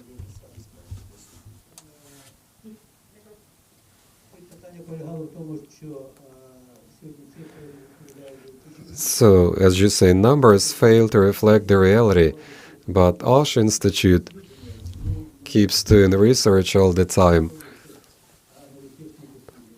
and somehow the government does not take it on board. We work with the OSH Institute, and the research findings that you get should be taken on board. SLS, Social Security Fund, trade unions, companies, employers, well, they need to figure out the way of presenting findings to the people in order to let them see what's going on in terms of injuries, diseases, lethal cases. On average in this country you have 4,500 accidents. About 400 to 500 out of them are lethal, so that information should be looked at carefully. Okay, one more thing and we're done with the first part. It's a question from Alexander Kovalenko. It's a question for Sergey. The proposals for improved OSH in particular companies are there, but the companies cannot afford it. Nowadays you seem to have some.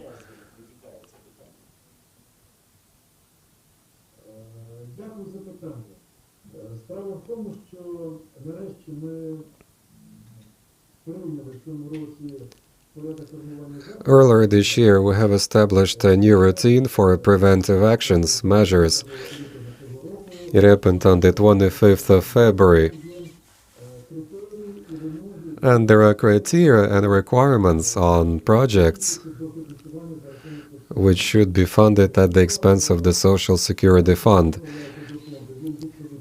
If we receive a project that matches the criteria, then we look into the project, we vet it independently, and then we take it up with the board of the fund to see if that project is eligible for funding. So that's what we're doing, and we're gonna get all of the projects vetted by independent experts, and then they're gonna be included in the preventive measures list. We will be doing that for the next 3 years, so 2021 through 2023.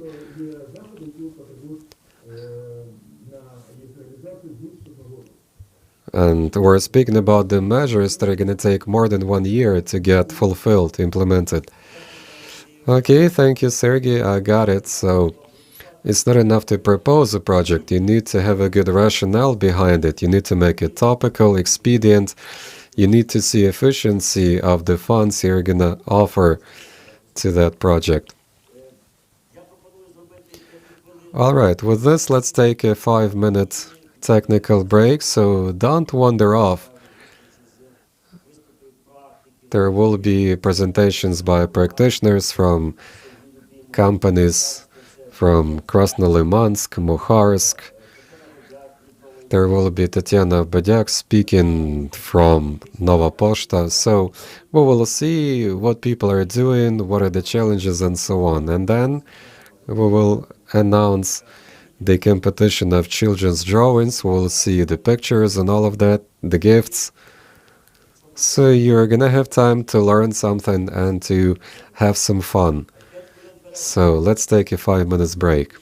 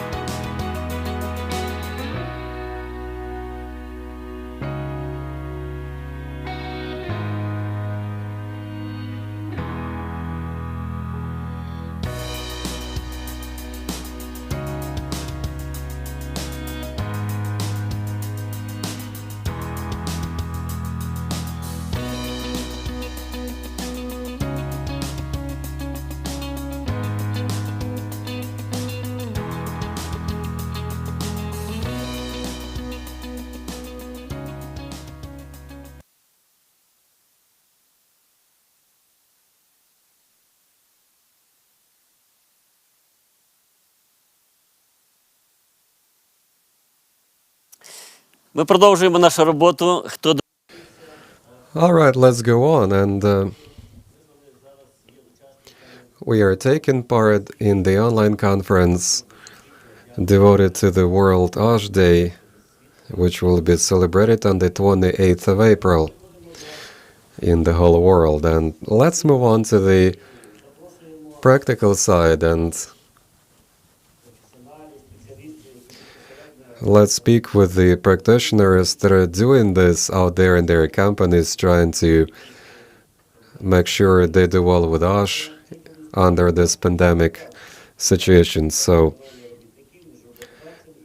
it's important to have this collaboration between employers and employees, especially in the trying times of the COVID pandemic. Key areas and benefits gained. How OSH helps create safer work conditions and how it can allow a business operate uninterruptedly. Let's have it from Sergey Lubimov, the Deputy OSH Director of Krasnolymansk Company. Hello, Sergey. Hello, everybody. It's a pleasure to welcome you all. The World OSH Day is rolling in. I am the Deputy OSH Officer of Krasnolymansk Company. This company mines mineral resources like coal.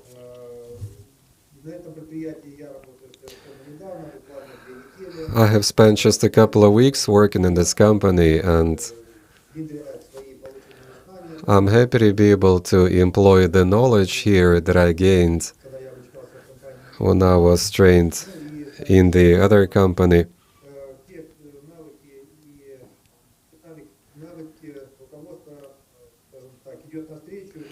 So these skills come in handy right here in this company.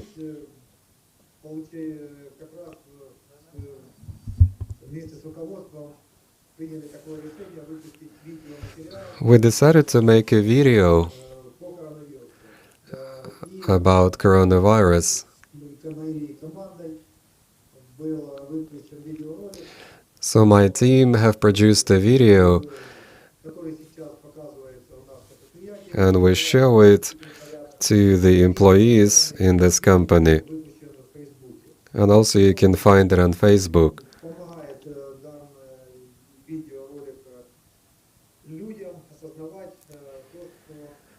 It helps people understand that there is pandemic out there and they have to be careful. And also,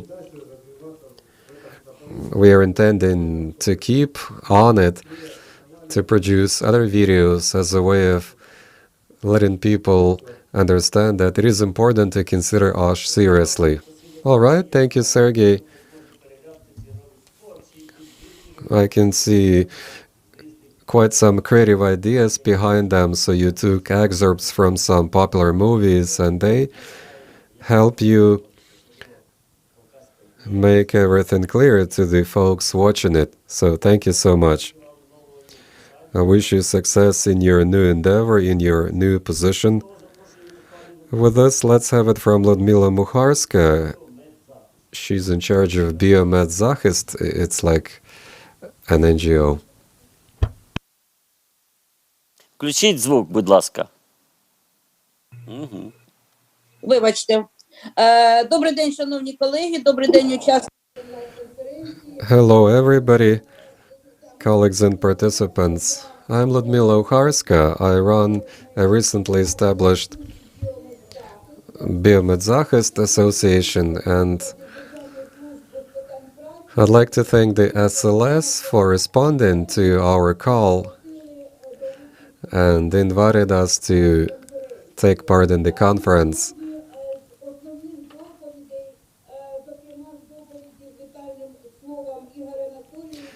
I remember Igor said in his opening remarks that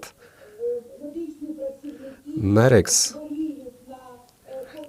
do get sick, they contract COVID-19, and some of them even die of it.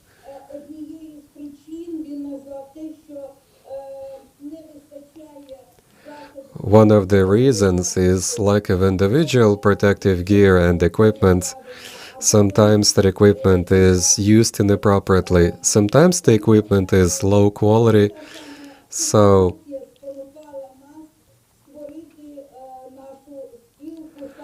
we decided to establish this association as the pandemic broke out.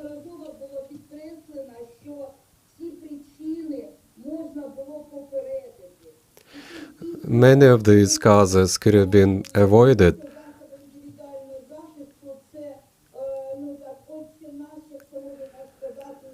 Personal protective equipment is something that all of the workers, employees must have in their disposal, in particular in the healthcare sector.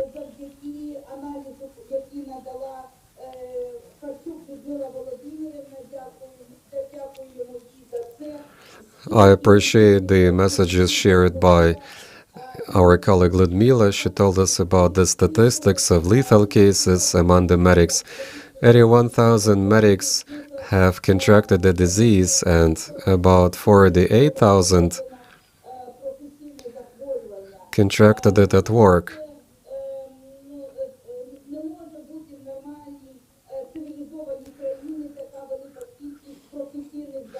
There should not be so many cases of occupational disease if a country is doing things right. So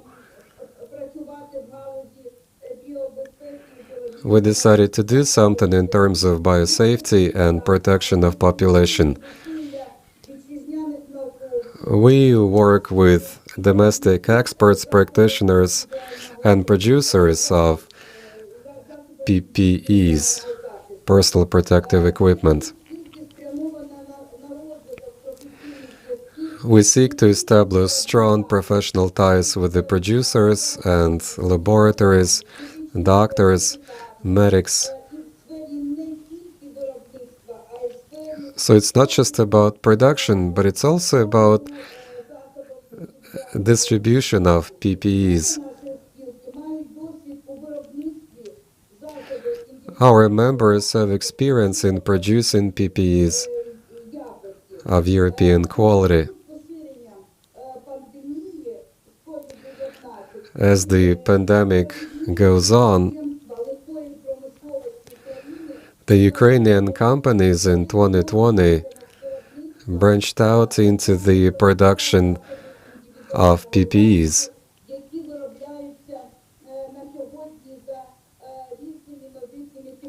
And they use innovative technologies to make them. They make seals and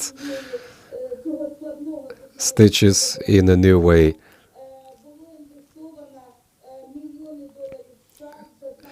They invested millions of US dollars in these productions, and now it allows them to produce better PPEs. They also created thousands of jobs. They established ties to purchase raw materials in order to produce high-quality PPEs.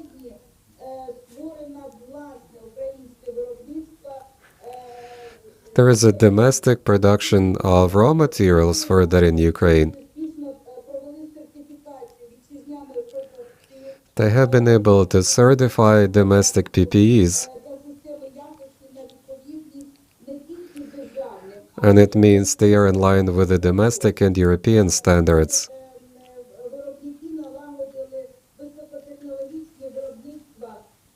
High-tech productions have been started to make high-quality PPEs used in medicine to combat the COVID, and also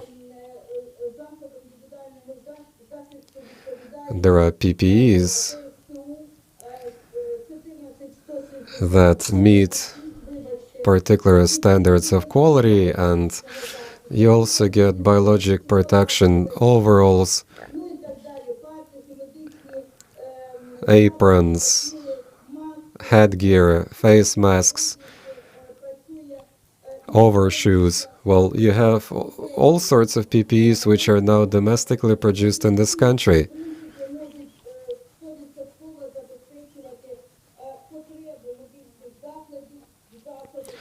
Now we can supply adequate amounts of PPEs to respective institutions and organizations.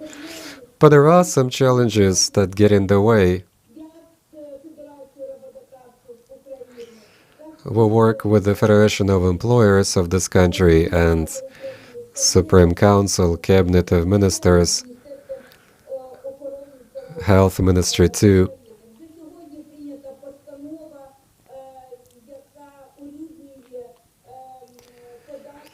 They passed a regulation on taxes that have to be paid both by foreign producers of PPEs and domestic producers.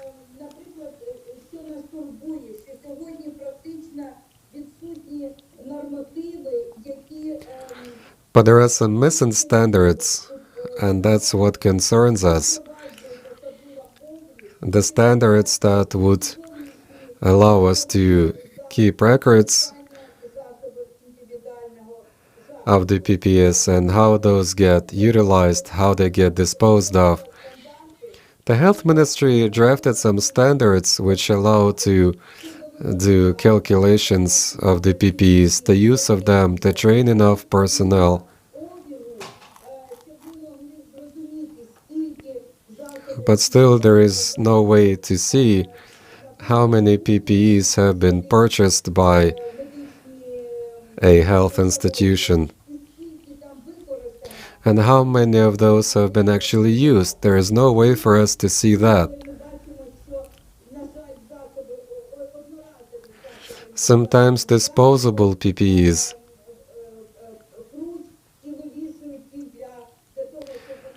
get washed and then reused.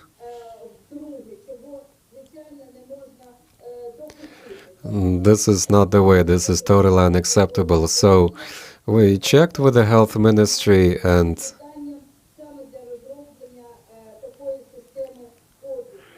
we need to get a way to see how many PPEs are actually used. Okay, I'm sorry, but there is a time limit, and okay, just one more point and I'm done.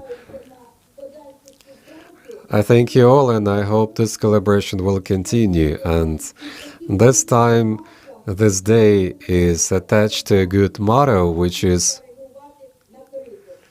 to anticipate and respond to the crisis, and that's the way to go. We should be able to anticipate something like that, and then we need to keep some stocks and reserves of PPEs in case they need it. Okay, thank you. I appreciate those messages, and I wish you success in your endeavors for the sake of safety of all of us. I'd like to move on to Tatiana Gedak. She's the acting director of the Health Department of Nova Poshta Company. Many people are using their postal services, so she will tell us about what they're doing. They are supposed to work uninterruptedly. Hello. Well, my company operates countrywide, nationwide. We have about 28,000 employees. And I'd like to show some practical cases, things that we did in our campaign, in our company. A year ago, we monitored the developments from the very outset. We checked with top virologists and doctors. In late February last year, the company realized that the crisis is imminent, and we began drafting a scenario of what should we do further, like teleworking, creating safe conditions for employees and customers in our offices, branches, and in the sorting centers, delivering parcels if a region gets shut down or there are limits on conveyance and traffic. We also figured out what to do if some fellow colleagues exhibit signs of a disease. So all of that helped us do well as the situation unfolded. Over a couple of weeks, more than 2,000 people in the support office in Poltava and Kiev have been switched to teleworking mode. All of the scheduled business trips were cancelled, corporate training was done online.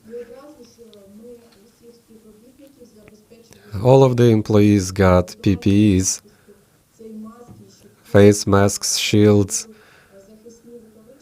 protective gloves, and antiseptic substances. Also, they could measure their temperature. Terminal and branch staff work there where they could go to work and back home within a walking distance. We also insured the employees for the time of the pandemic, even those who were still on a trial run with us. So now all of the company's employees are insured. We also placed marks on the floor as a way of keeping people in the right distance.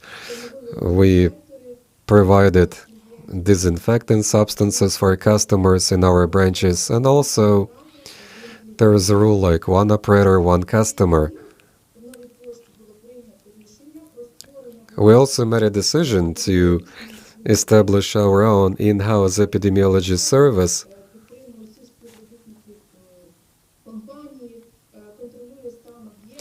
which monitors the situation and sanitary and hygienic conditions in all of our branches, and it helps prevent the spread of the infection.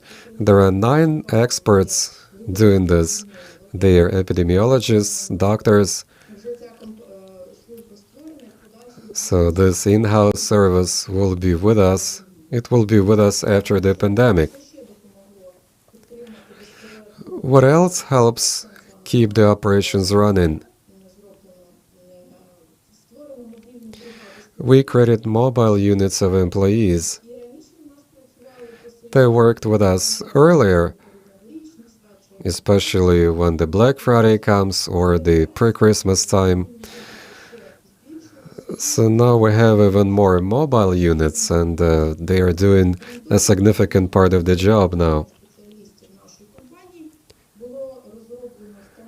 We drafted an in-house standard for safe operations of branches under the national quarantine. The standards are refined from time to time, and they cover major requirements that you get in case of quarantine restrictions, the use of disinfectant substances, and things you should do if one of the colleagues is infected. We have 12 contracts with private laboratories which do PCR testing. They cover all of the employees of this company across the country. Most of the staff can now choose a lab they trust more. We bought oxygen concentrators. If need be, they're dispatched to those employees who are in need of the oxygen therapy. Whenever a COVID case has been detected, epidemiologists organize the disinfection at the site. They use ozone substances or contact techniques. Since March of 2020, the company implemented more than 10,000 PCR tests in order to quickly identify sick staff, and we purchased more than 3,000 express test kits. In the course of the quarantine, we didn't do any staff cuts. In fact, we hired more than 2,000 staff, like hand carriers, operators, managers, handlers. So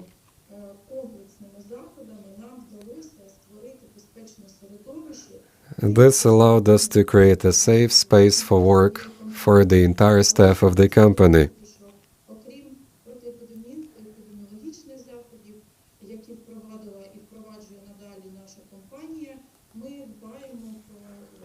We also take care of the safe environment across all of our branches.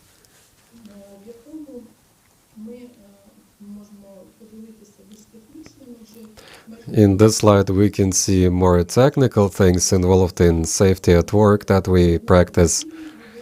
One of the goals was to set up a safe environment in the outlying territory of a branch. In terminals, we try to distribute the routes for transport and pedestrians.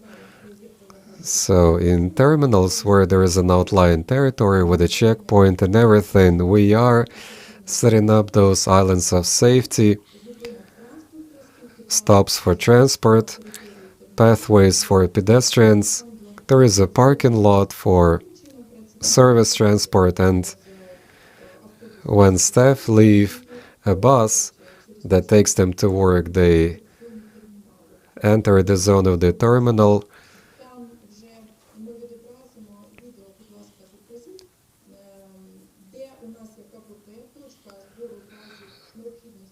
And people know where they need to rally in case of evacuation. There's a stop sign, a limit line for the buses and the service transport. There is this barrier and traffic light. So that's the safety of traffic in the outlying territory.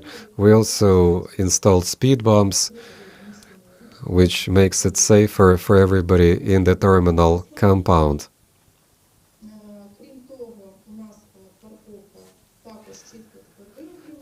Now we have a particular parking lot. There are road signs indicating where what particular types of transport can park, where the service bus carrying staff should be found, where handling is done, where trucks are supposed to stop.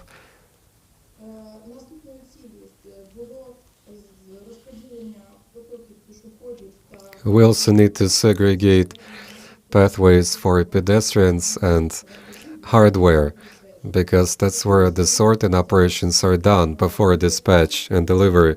So all of these pathways have been segregated, and now we do the same across other branches. There is a way of doing it in Lviv. You have crosswalks and signs. There are lines indicating where pedestrians are supposed to be moving, and electric vehicles and the like.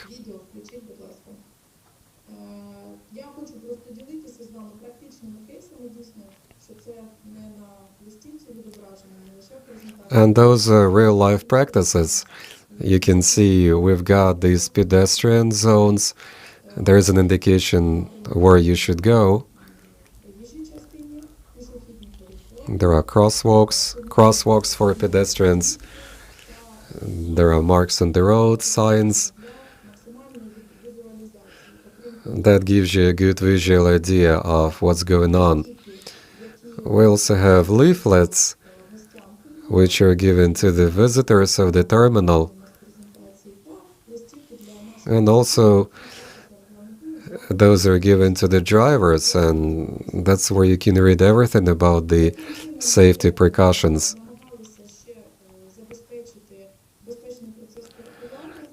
We wanted to enable safe parking for cars.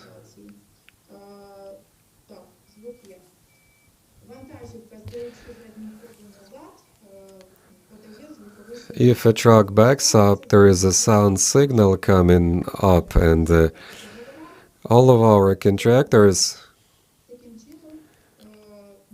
have those systems installed in their trucks, so this helps prevent accidents.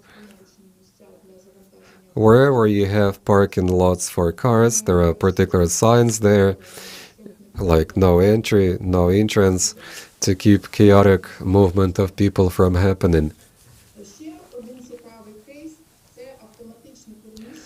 One more case, automatic conveyance of cargoes. The metal net containers are not moved automatically inside the terminal, but we tried using robots to get them to move these containers, and it's been a successful practice, so we are intending to replicate this across the rest of the units, branches. and this will only add to safer work conditions. Based on the risk assessment, we have decided to distribute hard hats among the staff. They do a lot of handling, and now they're fully equipped with PPEs. Apart from that, in 15 terminals, we are purchasing protective gear. There is a contractor supplying us with that, so our staff are always neat, wearing adequate gear, and it allows them to enjoy better safety, and they have all of the PPEs in place for that. And also, we do this procurement based on tendering.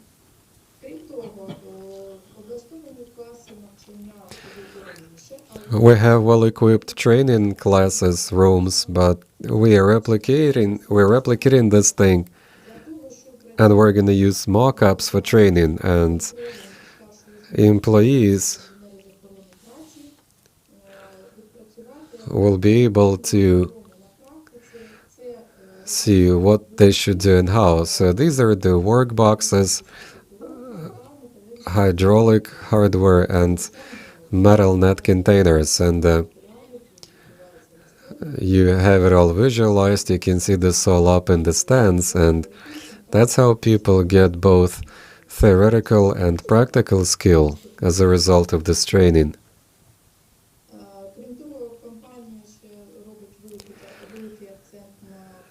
The company seeks to create safe work conditions and fire safety. In each terminal, we've got voluntary firefighting units. All of them have completed special training. They have all PPEs in place, and we keep offering training to the staff to get them to learn to use fire extinguishing options and practices.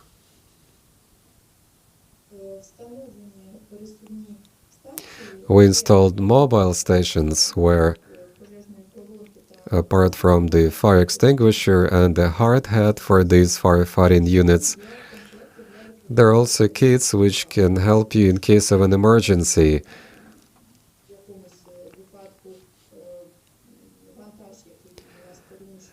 If a cargo that was moving through the terminal falls apart, then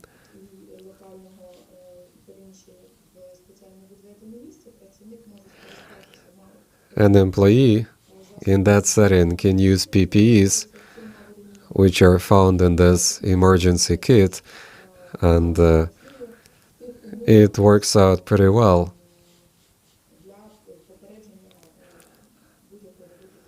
As a way of preventing injury, because one of the parcels has broken up.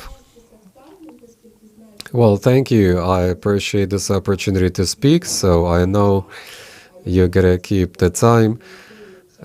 In this company, time really matters, so I know what it's like. So I'd like to wish you good health and inspiration, and let's keep on moving forward in spite of everything that gets in the way. Okay, I feel like saying something, but they might call me sexist, so I'm not gonna do it. So we're gonna have something from one more OSH officer, but before that, I would say this.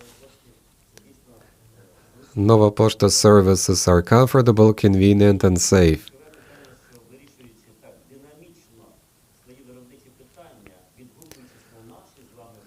So what you do is a response to what we demand, and you're doing a good job, and all of that is done for the safety of your staff. I have seen it myself, and what you have shown is not a movie, it's a reality.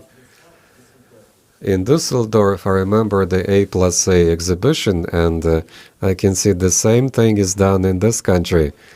And it's not just done by Nova Pošta, but you're our partner now. So with this, I would like to turn over to Darina Tarasenko. She's in Kharkiv and she represents the National Pharmaceutical University. I know what you do. Thank you.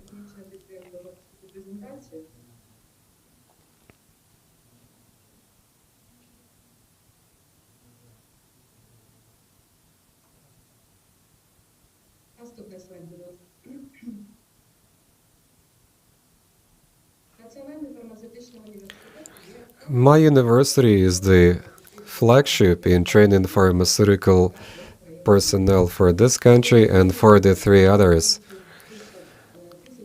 We have about 1,300 staff and we train 13,000 students in different areas like pharmaceutical field, pharmaceutical chemistry. We also offer post-diploma training. We have 3 standards of quality management system. Quarantine restrictions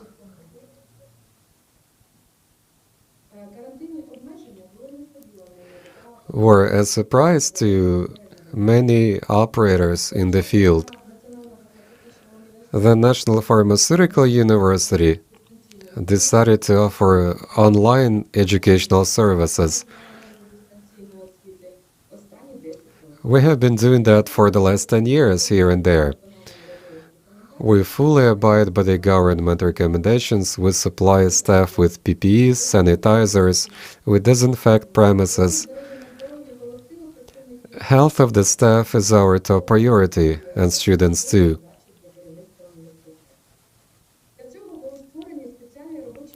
Special work groups have been established for that. We have a system of warning if we find somebody with the symptoms of something like COVID, and for that we use 3 online services. We also established a routine for personnel if something like that happens. It features 6 instructions and things that you should do. It considers things like an age of a student, options they have, and so on. In the building of the university, you have special premises where people who feel unwell can be found until we have decided what to do about them.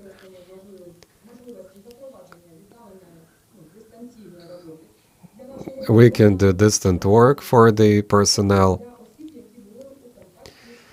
That's especially true of the people who were in contact with the patient, but the doctors have not decided to isolate that person. In case of confirmed case of a disease, these people would be placed on distant learning options. In the university, you get the electronic system of control, which allows to restrict access to service premises. Only some people can be allowed to get in there to prevent mass infection. And we also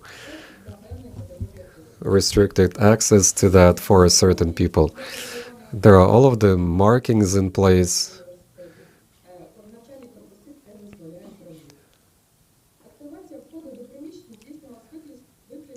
Access to premises is activated following a temperature screening. We make changes to the schedule of classes considering epidemiologic situation in the city. There is a schedule for attending catering facilities to make sure that not too many people congregate at the same time. For the dormitory residents, we have 12 isolating premises. They feature a separate entryways, PPEs, internet service, paper towels, sanitizers, and other things. There is personnel there who can come to your help if need be. That allowed us to keep everybody safe and healthy. I'd like to wish you the same, and thank you for this opportunity to share some of our experience. Thank you, Darina. I appreciate the brevity. I was actually looking through the questions we're having. Well, I guess those who are supposed to be answering are gone, and we were supposed to have 10 minutes to answer all of the questions. We cannot do it like that, so we're gonna furnish answers through the magazine. But let me just pick up a few things from the questions.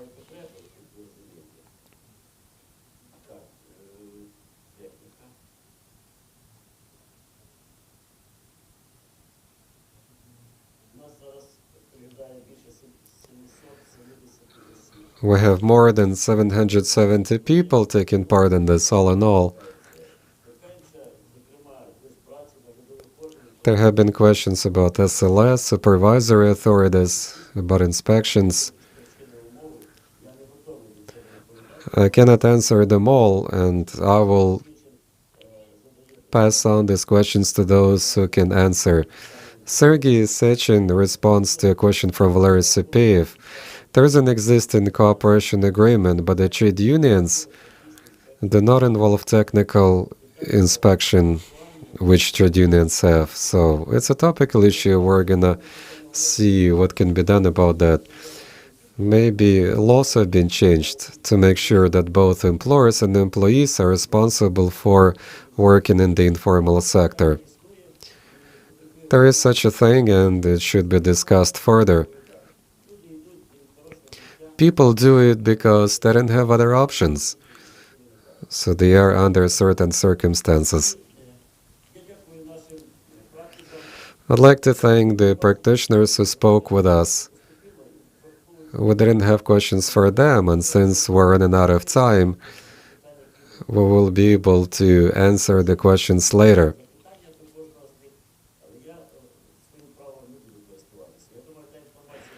I didn't have any questions either. I think they all have shown us what they're doing, which way is it going, what employers think about responding to the emerging challenges out there today.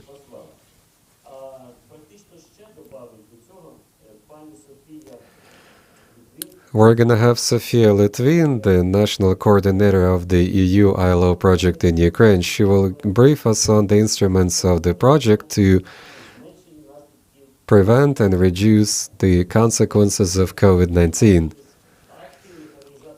Sofia was actively involved in organizing this conference, trying to make it the right thing. I like the way it's going. I like it too, thank you. And this project supports this conference devoted to the World OSH Day at work. We always celebrated it, so one of the key components of the project is OSH at work.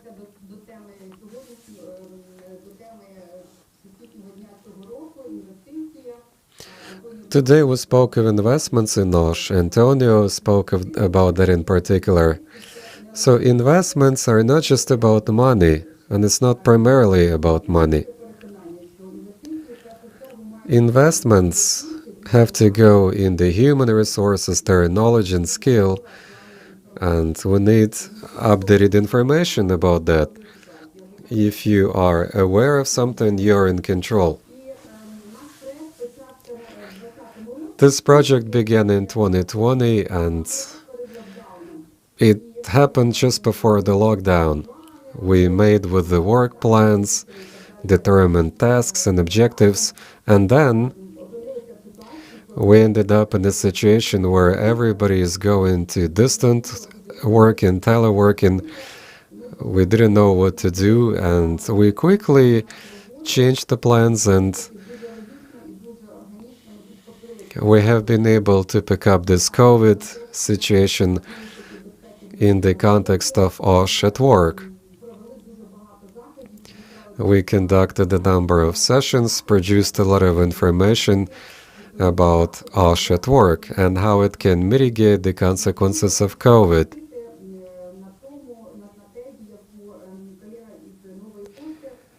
I remember what a colleague from Nova Poshta said. We're doing this not because it's life and safety of employees, but the business is interested in that. They need to operate uninterruptedly, especially in the case of the pandemic, and much depends on the efficient OSH practices at work in that business. And that means the company works on, keeps making money, keeps paying salaries to employees. So this is something that matters to employees and employers in terms of economy and in terms of humane ways of addressing it. I'd like to show the website of the project. We have spent a year and a half working, and it has become a powerful resource. There are key components there, as you can see. So you can see the site, and I can share the link through the chat to this site. You can see the key components of what we do. OSH at work, employment relations, undeclared work, and labor inspection. There was a question in Zoom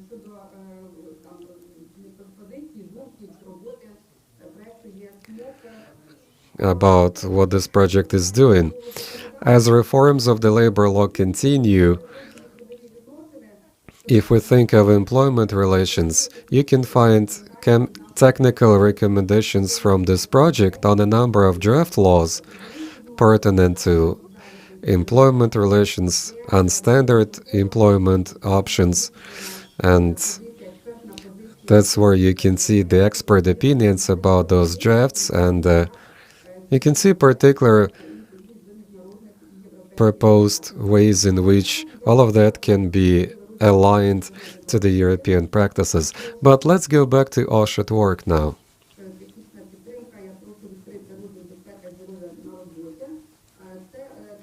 Let's open up this component.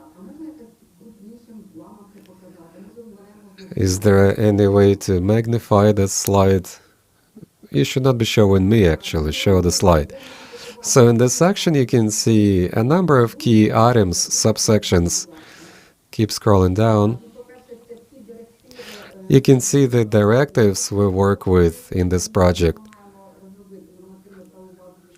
in order to help draft the legislative basis in pursuance of the directives. If we go further down, you will see there are technical recommendations from the project on the OSH law. You're welcome to check them out. You can see a lot of materials, footage, online training sessions we did online under the COVID setting. It was all about OSH at work, and also there are international standards addressed in this regard. You can see a series of presentations on OSH made by Antonio Santos over the last year. So here you can see a lot of interesting information. But that's like a fundamental global type of information. If we think of some hands-on experience, which can be used at the company level, then you gotta go to the other section. So let's go back to the main page and let's show the right side of the slide. Here you get some stuff on COVID. There are two sections here. One of them is how can OSH mitigate the consequences? You're welcome to hit that button.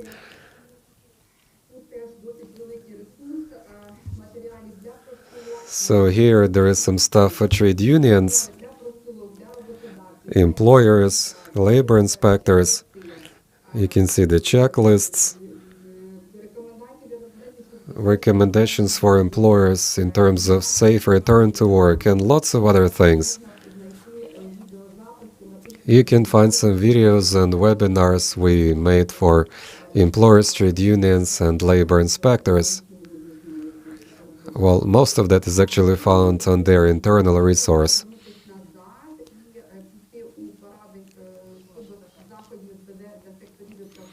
Now, OSH practices for sectors and professions occupations.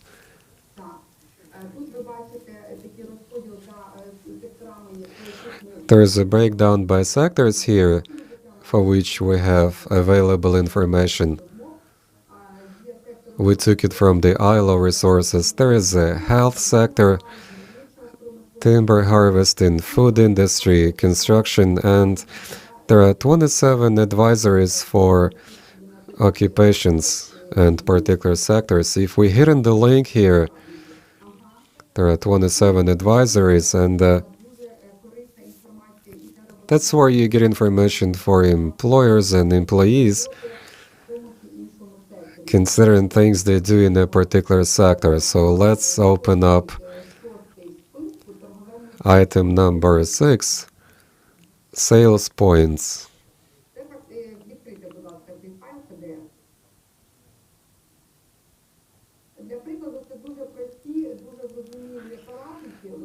Well, these are very simple types of advisories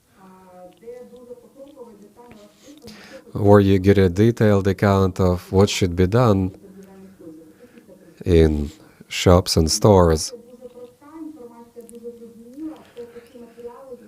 This is a simple message, and this is what was produced by the French ministry. We got this translated and shared it with you. So it's an existing product. OSH experts are welcome to take it on board and use it in their respective companies. Thank you.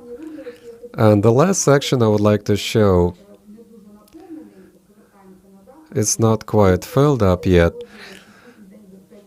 It's about the World OSH Day 2021. It's not complete yet because the materials on this day have been prepared by the ILO. There is a big report on 100 pages about investments in OSH. There are 34 pages of brochures. So we are completing a mock-up in Ukrainian, so it will soon be available for use. Hopefully on the 28th of April we're going to be able to upload it here, and you will be able to see it. It's an interesting material. You're welcome to check it out. I read it in one night, and while reading this, you have to look at this link at the end of the report. It takes you to all of the papers, documents of the national, international, company level. You will find advisories, recommendations on how to combat COVID at work. So we didn't have to reinvent the wheel. There is a lot of stuff. There are lots of existing practices in the world. You just need to check them out. Well, that's it actually for now, and I'd like to once again thank you all and congratulate you on this day. It's only getting started. I mean, the ILO is not celebrating it yet, and we are here doing this conference, but it's one of the few events that are going to be conducted in the coming days, and I think you're going to join other events, and we're going to see you all around. You're welcome to sign up to the website. You're going to be getting news and updates from us, including on OSH at work. Thank you. Back over to the moderator. Thank you, Sophia. Thank you for this brief yet informative talk, and as you can see, there is a lot of information for users, and this event is nearing its end, and at the end of the day, this country should be first in some of the good things that are done. So what we do today is a good thing, and it happened on the eve of the World OSH Day, and that's something that will be appreciated by the ILO and others. So with this, we're into the fun part. So we can do the summary and we can announce the children's drawing competition. It's a unique development. The ILO celebrated a centennial anniversary a while ago, and I could see that Ukraine took part in this world round-the-clock marathon involving hundreds of countries, and Ukraine came up with this competition, and experts could see it as a unique phenomenon in this country. It is the cheapest, the easiest way of making people aware of OSH at work. So let's watch a video which allows you to see how it was happening, what was that about.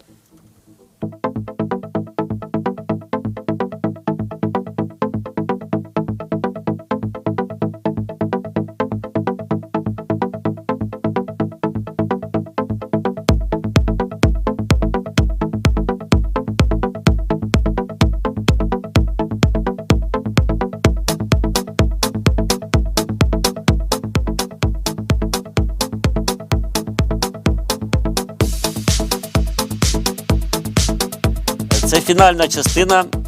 Відбувається відбір переможців із 250 малюнків журі редакції журналу «Охорона праці» з залученням Міністерства культури, Міністерства освіти. Вибирає. They selected the best drawings as prize winners, and it was not an easy thing for experts to do.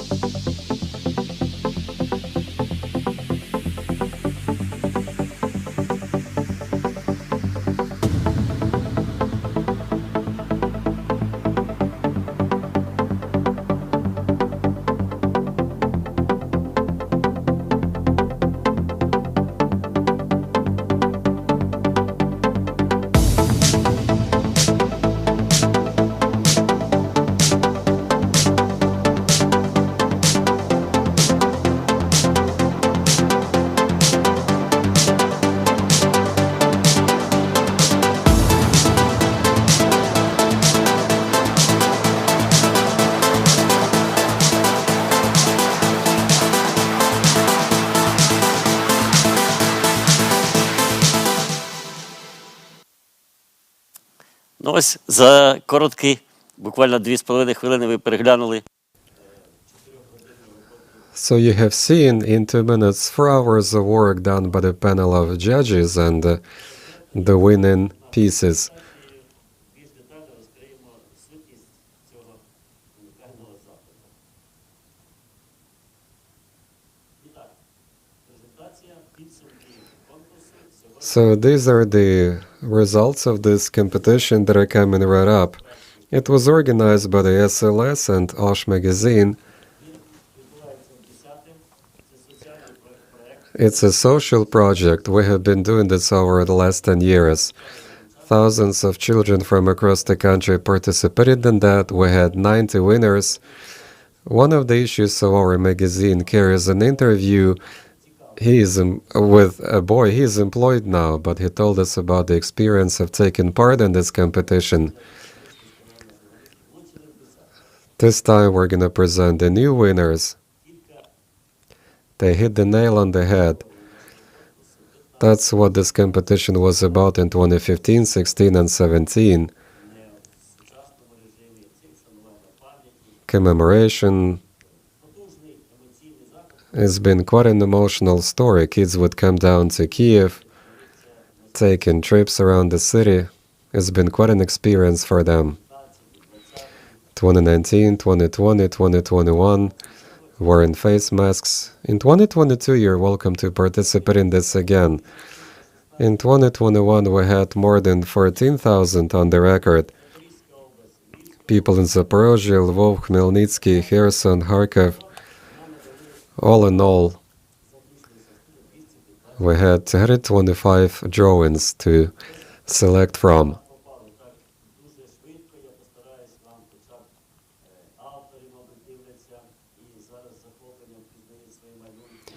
Some of the kids might recognize their pieces.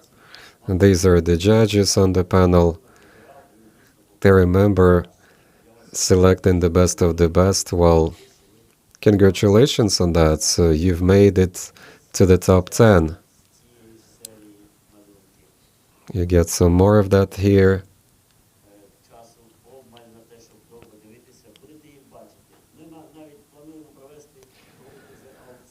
We're intending to do the auction of the children's drawings, and we want for that to become a trendy thing in companies and factories, businesses, to do these kinds of competitions of children's drawings. And that's a good way of making a call for a safe work, and it motivates you to practice OSH.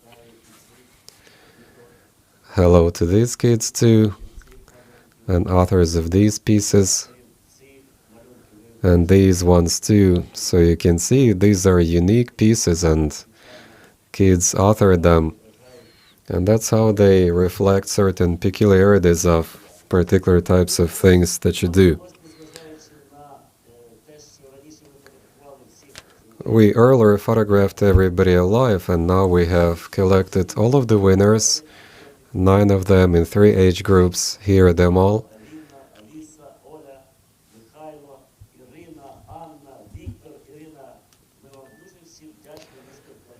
Would like to thank Irina for the work you have done. Maybe your drawings will save somebody's life, because when you look at that, you really care. Thank you, kids. Thank you, parents and teachers. You have been able to let them get the points. So with this, first age group, Lydia Shevtsova, she's the winner. Number 2, Irina Kravchuk. Number 3, Olga Kovalenko. And these are their particular pieces. Оцінили журі ваш підхід до цієї справи. І Ліда Шевцова теж спасибі, своє бачення. Переможці другої вікової групи 11-14 років. Аліса Гвоздкова, перше, друге Михайло Мельниченко і третє Віктор Головенко. Це Маріуполь, Токмак і село Вереси Житомирської області. Ось ці твори. Цей, до речі, був відзначений окремо, про це я скажу нижче. Лісове господарство. Михайло так бачить проблеми, які є, яскраво. І пані Аліса Гвоздкова, по-сучасному. Дуже цікавий теж твір. Я скажу, що переможці було дуже вибирати важко, і хто не попав в переможці, нічого не означає. Вони достойні роботи були. І третя група, найстарша, 15-18 років, це ті, хто вже скоро стане біля керма автомобіля, біля станка або іншого виду діяльності. Перше місце Анна Литвин, Красноград Харківської області. Друге Ірина Колісніченко, Братське, Миколаївська. І Аліна Кондращенко, третє місце, Борзна Чернігівської області. Ваші малюночки дивиться тепер вся Україна і буде бачити. So we can see Alina, and that's an interesting thing too.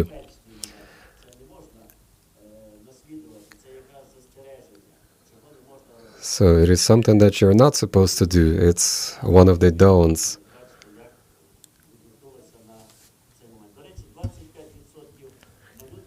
25% of the drawings portrayed the COVID situation in terms of what medics do as they handle infectious diseases. And these are the awards. You can see them here.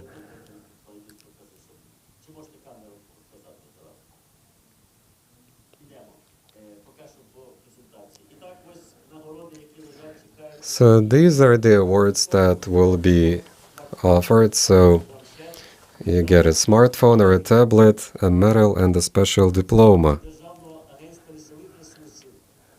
State Forestry Agency, they offer 3 awards. Victor, Galina, and Daria, they will get special awards outside this competition in a special nomination. These are the drawings from Alina and Daria. These are the awards they receive. From the State Forestry Agency, you can see them up here, the tablets, and it's gonna help you with distant learning. A special nomination from the Zega. They produce PPEs for mining operations. Anna Litvin took the top spot. She's from Kharkiv region. Katerina Bespalka. It's a unique village where every year kids take part in these things and often win. Victoria from Lviv region. Sergei Feofanov gets a special prize for an original idea. So we can see the Zago, the company which cares about the safety of miners, and they keep producing new PPEs.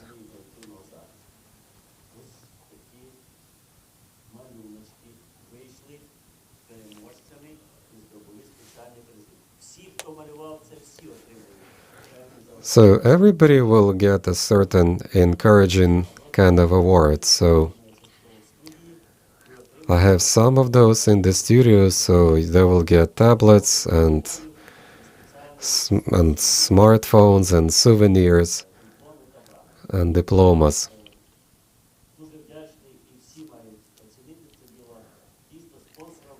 So I'd like to thank the sponsors of the competition. They helped us with this. They supplied their gifts, technical support. So the Zaga, that's one of the largest producers in the world of mining hardware. They use up to 500 items produced by the Zaga. State Forestry Agency responded to the call, and that's one of the government institutions. That's our key value. I mean, forest is our key value. And they took part in this. Bika company, founded in 2007, they offer PPS to customers,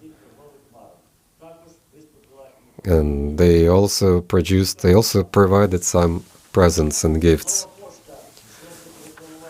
Nova Poshta, we spoke of them before. Donetsk Stal, Kernel, Sergei Ross.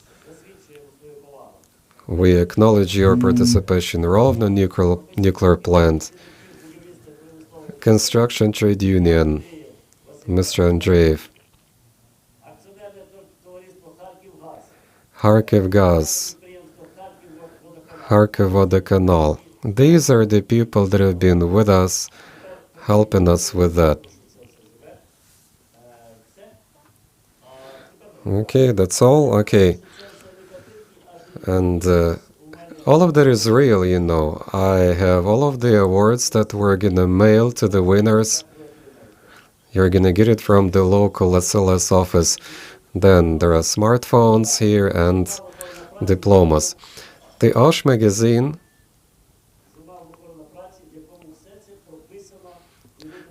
carries a good coverage of that, and now you make history of OSH because you take care of this right now, and you will keep on doing that once you have become general directors and managers. The Zaga shared a few valuable presents, tablets, and lots of other knickknacks that I think you will need.